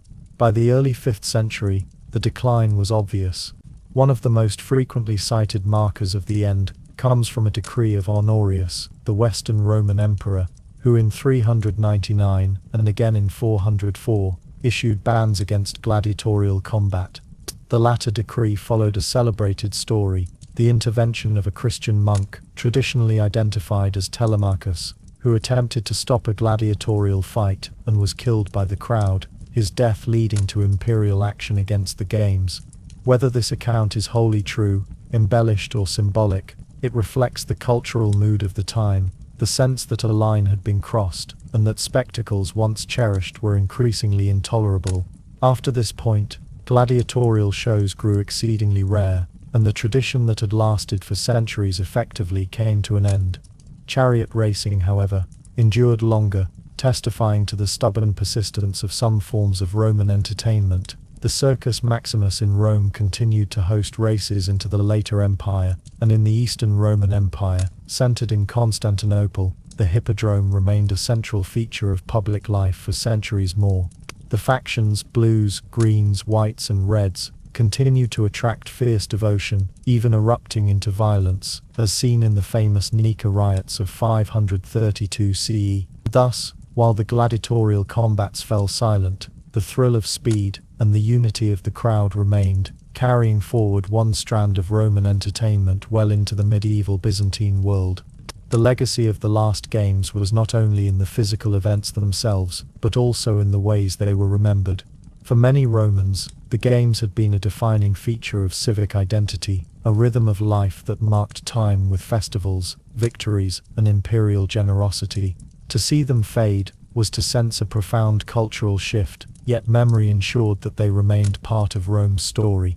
Even Christian writers who denounced them could not erase their significance. Their criticisms preserved details of the games, ironically ensuring their survival in historical record. Philosophers, theologians and chroniclers all carried forward an image of the spectacles, either as moral warning or as nostalgic recollection, embedding them in the long memory of Roman civilization. The structures themselves also testified to this legacy. Though theatres, circuses and amphitheatres fell into ruin, many remained as monuments. The Colosseum, battered by earthquakes, stripped of marble, and scarred by centuries of neglect, nevertheless endured as a visible reminder of the empire's grandeur and cruelty. Smaller amphitheatres in provincial towns likewise lingered, their outlines visible in fields and cityscapes, their stones reused in churches or fortifications. For medieval and Renaissance Europeans, these ruins were not merely remnants of the past, but symbols of a world that had once commanded unimaginable power and wealth. The end of the games also marked the triumph of a new cultural and religious order. Christianity reshaped public life, replacing gladiatorial contests with processions, liturgies, and festivals that celebrated the saints rather than spectacles of blood. Yet the sense of communal gathering, the rhythm of feasts and spectacles, did not vanish entirely, but was redirected into new forms. In this way, the last games formed a bridge between the pagan past and the Christian present, their disappearance signaling the transformation of Rome into something different, though still connected to its ancient traditions. In the centuries that followed, the memory of the games influenced art, literature, and imagination. Medieval chronicles portrayed gladiators as emblems of pagan brutality, while Renaissance thinkers, rediscovering classical texts, reflected on the grandeur and folly of ancient entertainments. Modern historians, too, have found in the games a mirror of Roman society, its hierarchy, its ambitions, its contradictions. Thus, the legacy of the last games was not limited to Rome itself, but extended into the consciousness of all who looked back upon antiquity with fascination or horror. By the end of antiquity, therefore, the last games had faded into silence, yet their mark remained. The decline of spectacles mirrored the decline of the empire, slow, uneven, marked by nostalgia as much as by rupture. Rome, once the stage of the world, had shifted its energies, but the memory of its entertainments lingered, carved into stone, etched into chronicles, and carried in the imagination of generations. What had begun as ritual, grown into spectacle, and ended in disapproval lived on as story, a legacy both haunting and enduring. When the last gladiatorial combats had faded into silence, and the great arenas stood as hollow shells of what they had once been, the story of Roman entertainment, did not come to a sudden stop, like the faint echo of voices still reverberating across a deserted amphitheater. Its influence carried onward, diffused across the centuries. Though the structures of empire collapsed, though religion reshaped the rhythms of life, the instincts that had drawn men and women to theaters, circuses, and games did not vanish. They transformed, re-emerging in festivals, rituals, performances, and contests that bore the stamp of Rome even when those who gathered no longer thought of themselves as Romans. In the medieval centuries that followed the empire's disintegration, many of the physical arenas were repurposed. The Colosseum became a quarry, its marble stripped to adorn churches and palaces, its arches serving as dwellings, workshops, and even fortresses. Yet the memory of what had occurred within its walls remained strong, recast through the moral language of a Christian world. Writers of the Middle Ages often evoked the gladiatorial past as a symbol of pagan excess, a reminder of the cruelty that Christianity had overcome. But even as they condemned the games, medieval people continued to celebrate festivals marked by processions, music, and physical display. Local fairs, jousting tournaments, and pageants became outlets for communal gathering, echoes of Rome's spectacles, translated into new contexts. Knights tilted at one another before cheering crowds, banners rippled in the wind, and the shared sense of being part of something larger than oneself endured, though now draped in the imagery of Christian chivalry, rather than the blood-soaked sand of the amphitheater. The theater, too, survived in altered form. The serious dramas of antiquity were replaced for centuries by liturgical plays and miracle stories performed within or near churches, their themes grounded in biblical narratives. Yet the very act of staging performance, of creating a space where audience and actors were bound together in shared experience, owed much to the Roman model. As the Renaissance unfolded, and the humanists looked back with admiration on the texts of Plautus, Terence, and Seneca, classical theatre was revived in spirit and form. Renaissance architects studied the ruins of ancient theatres, copying their semicircular designs, their careful attention to acoustics, their sense of performance as a civic art. When plays were staged in the courts and cities of Italy, and later in the theatres of Elizabethan England and beyond, the invisible hand of Roman tradition guided their construction and their cultural role. Shakespeare's plays, though deeply rooted in their own time, often looked directly to Roman history for inspiration, with Julius Caesar and Coriolanus walking once more upon the stage, reminders that Rome's stories had never truly died. The world of sport also bore the marks of Rome's enduring legacy. Chariot racing, in its specific form, did not survive beyond the Byzantine era, yet the fascination with speed, competition, and factional loyalty carried on. Medieval tournaments captured some of the same fervor, with nobles sponsoring elaborate contests that were as much about spectacle as about skill. In the modern world, echoes of the Circus Maximus can be found in vast stadiums filled with tens of thousands of spectators, united in the thrill of competition. The passion of modern football or horse racing, with crowds donning the colors of their chosen teams, recalls in many ways the energy of the ancient factions, the blues, the greens, the reds, and the whites, whose rivalries once shook Constantinople to its foundations. The forms have changed, the dangers have diminished, but the instinct for communal spectatorship remains strikingly familiar. Even the darker legacy of gladiatorial combat can be discerned in later centuries. Public executions,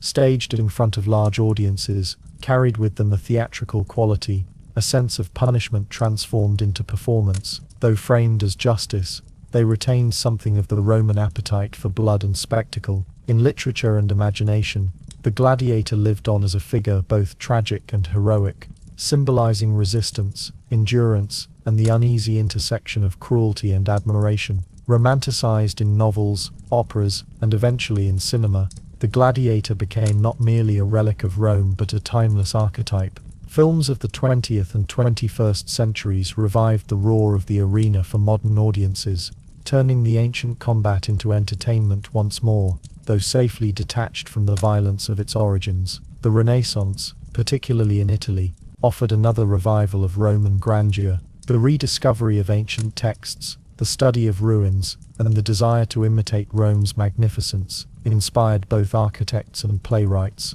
Theatres modeled on Vitruvian principles sprang up, combining classical design with contemporary creativity. Performances once again embraced comedy, satire, and tragedy, acknowledging their debt to Roman predecessors. The pageantry of civic life, too, mirrored the Roman use of spectacle to reinforce identity and power. Festivals, processions, and fireworks became the new circuses, symbols of authority and magnificence that carried echoes of the bread and circuses of antiquity. In the modern age, the influence of Roman entertainment is perhaps most vividly seen in architecture and sport. The design of vast sports stadiums, elliptical, tiered, with careful sightlines and entrances, is a direct descendant of amphitheaters like the Colosseum. The very concept of gathering thousands, even tens of thousands, into a single space to witness a contest owes a profound debt to Rome. The Olympics, revived in the late 19th century,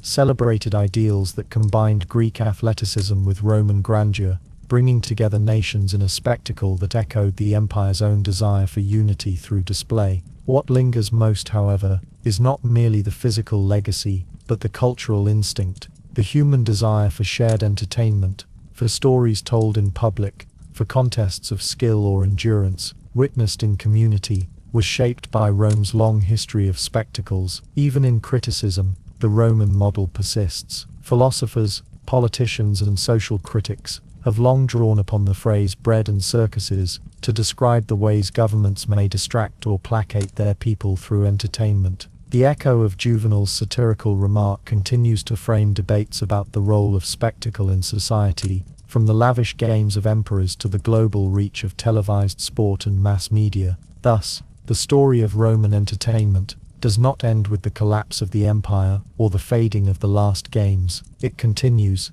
carried forward in festivals, theaters, sports, and even political discourse. The ruins stand as silent witnesses, their arches and stones weathered but unbroken, reminding each new generation that Rome once built a world in which entertainment was not merely pastime but identity, not merely diversion but power. The echo stretches across centuries, softened, transformed, but never silenced. As the long journey through Roman theaters and games comes to its close, what remains is not simply the memory of gladiators or charioteers, of playwrights or actors, but the recognition that Rome created a template for entertainment that has never fully vanished. The world of today, its arenas, its performances, its collective gatherings, still carries faint traces of that ancient roar, and though the empire has long since fallen, its spectacles continue to live on, not in blood and sand, but in the enduring rhythms of human culture, where people still gather,